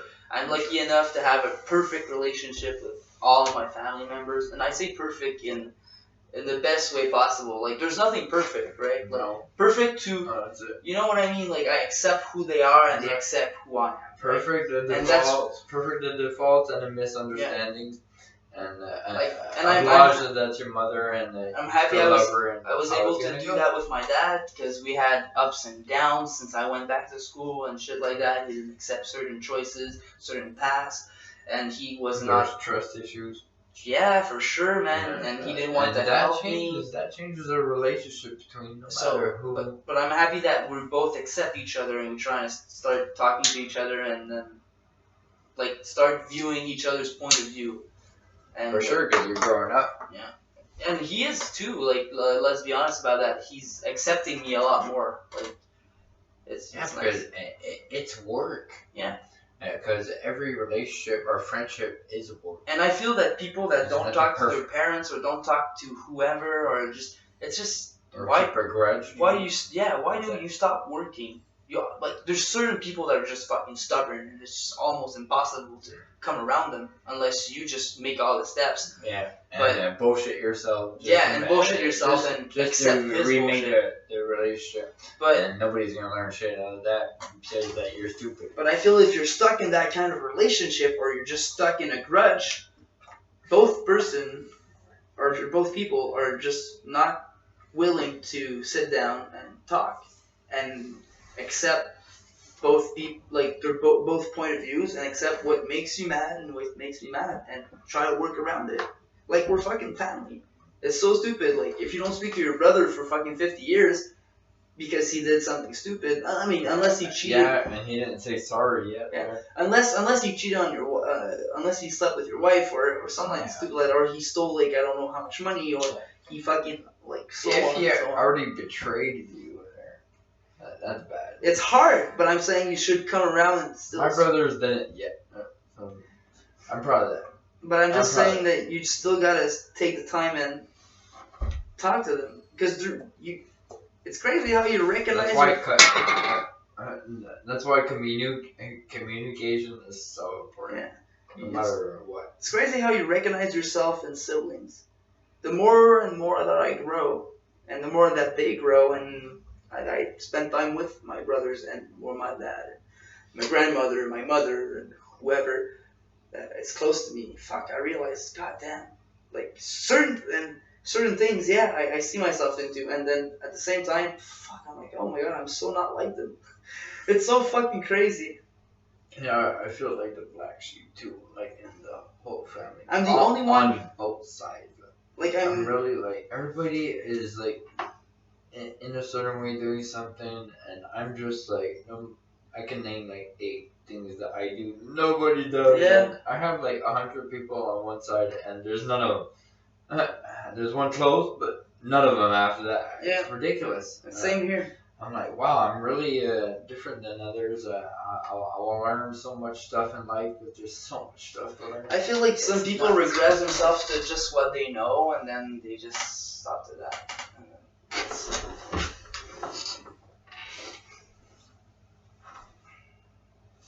Did I tell you the thing about the guy on the Joe Rogan Experience show? I forgot who it was, but he he was talking. He was talking about let's say you have everybody has full of memories, like things that happen, like glory moments, sad moments, and everything. Uh, Everybody remembers those. But let's say you write them down, okay? Yeah. Your mind automatically like erases them, and then you can put way more information inside you. And I started to write like the glory moments, things that happen, and you forget them because you know they're you evacuated them, and after you write them, they become permanent but deep. They're not in your memory that is fresh, that you know your conversation. Yeah, your long term. Yeah, exactly. And I find it worked. It's quite amazing. I feel there's So try it out. If you have a lot of stories in life, just start writing it. I feel there's always going to be emotions or feelings or things of my life that are just going to stay there.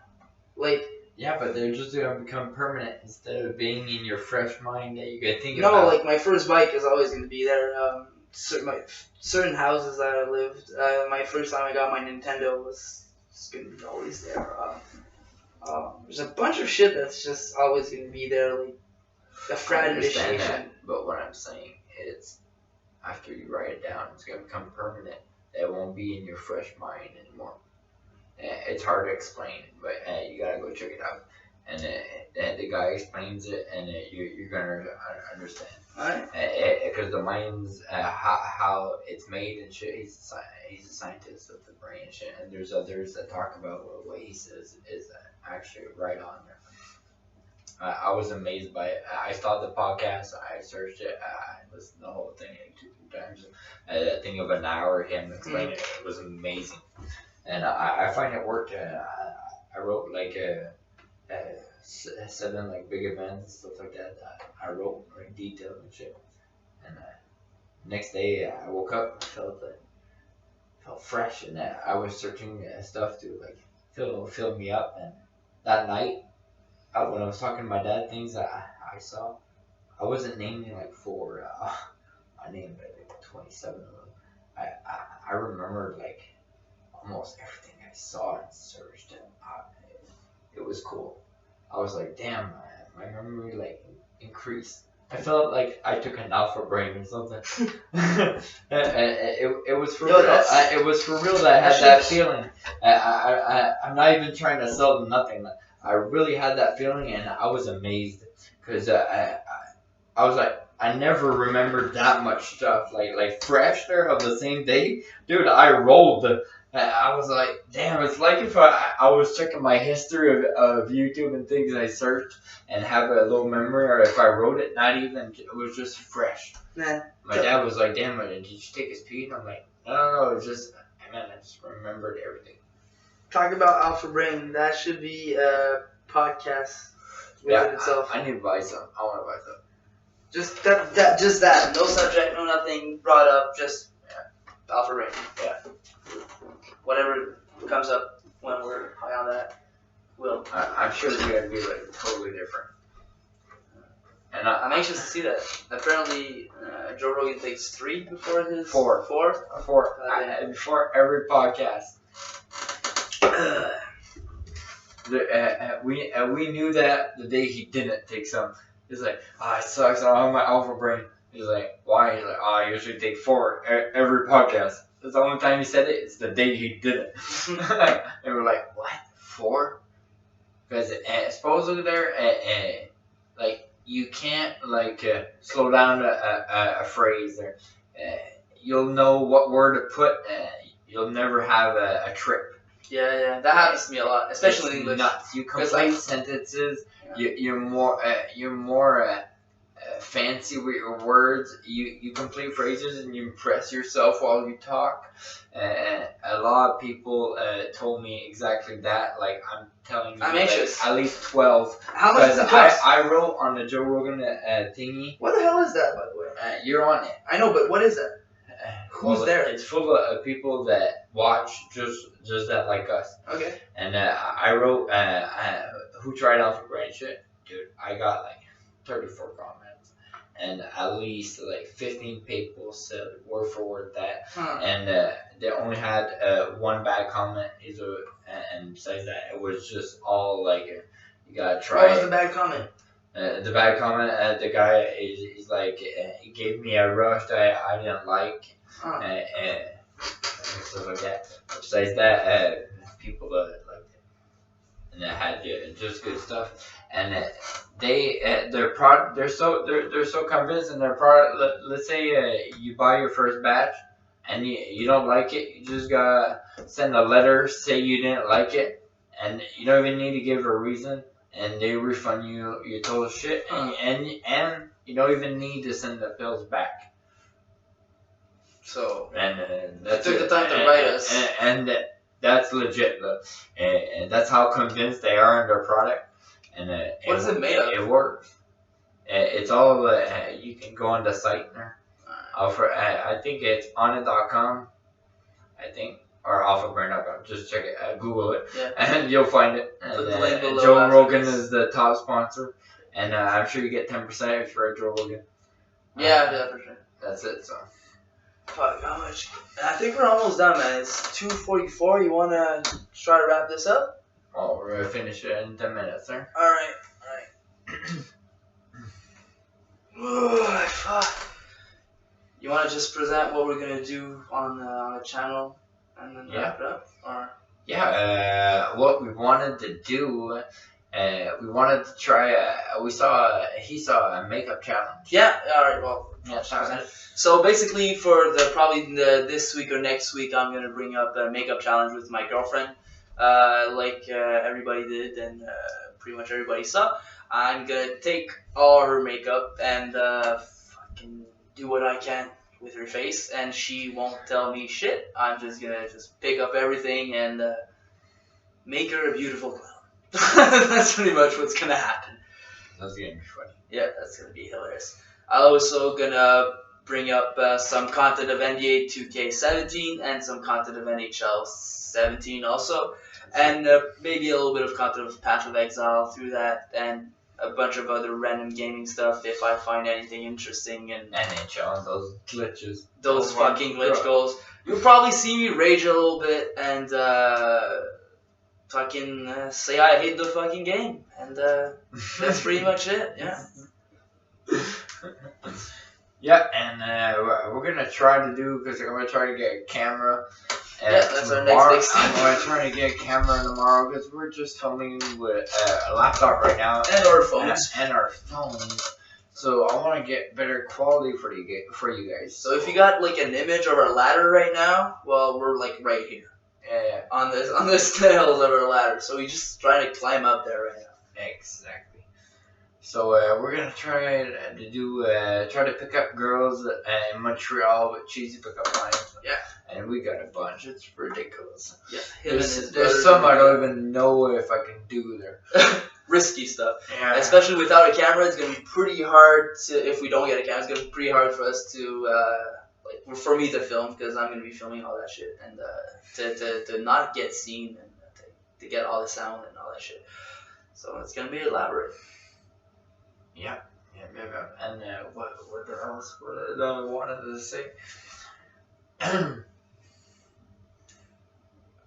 Oh, yeah, I wanted to say that I want to try to do the video. I'm going to talk about it now.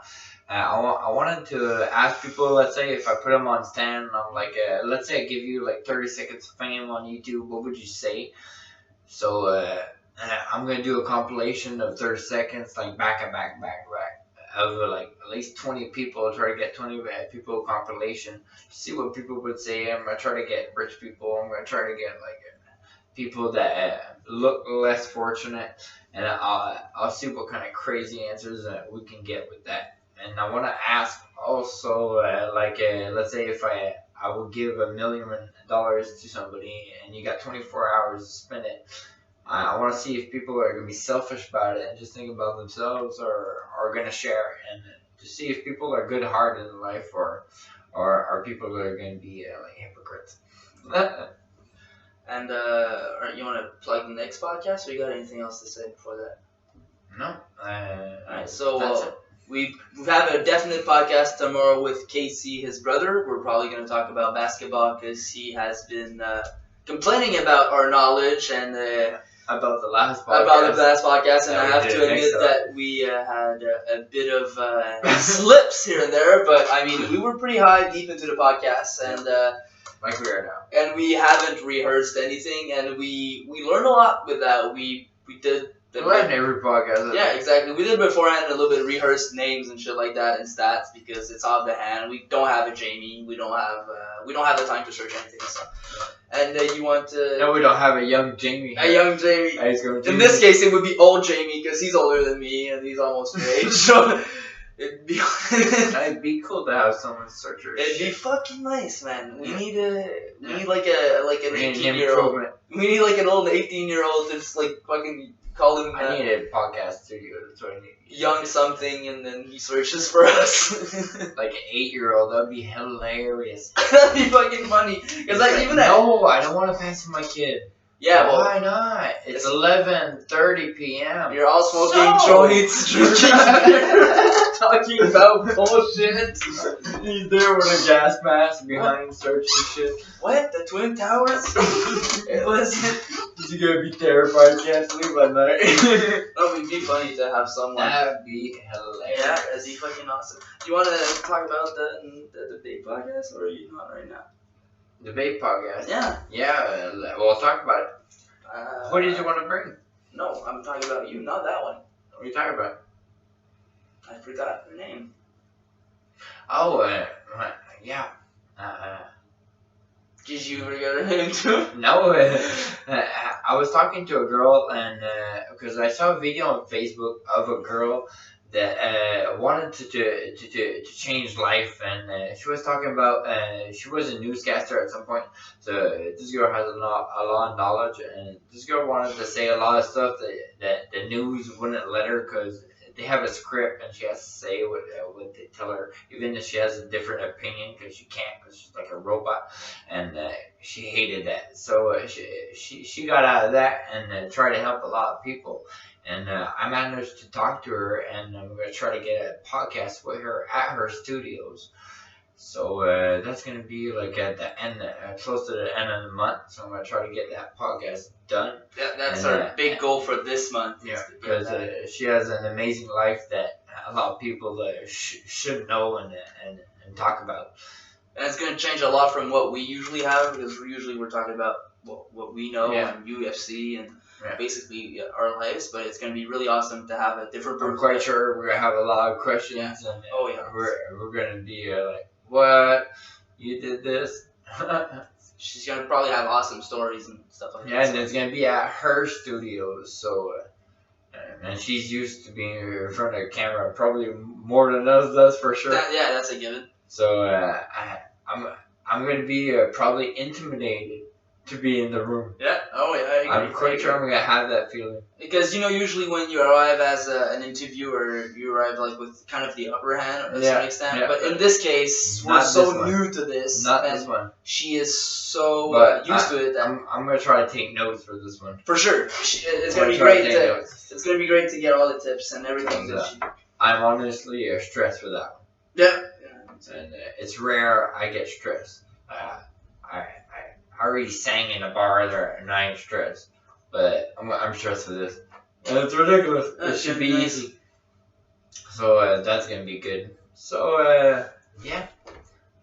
And, I put a post on Facebook to get people to get podcasts with.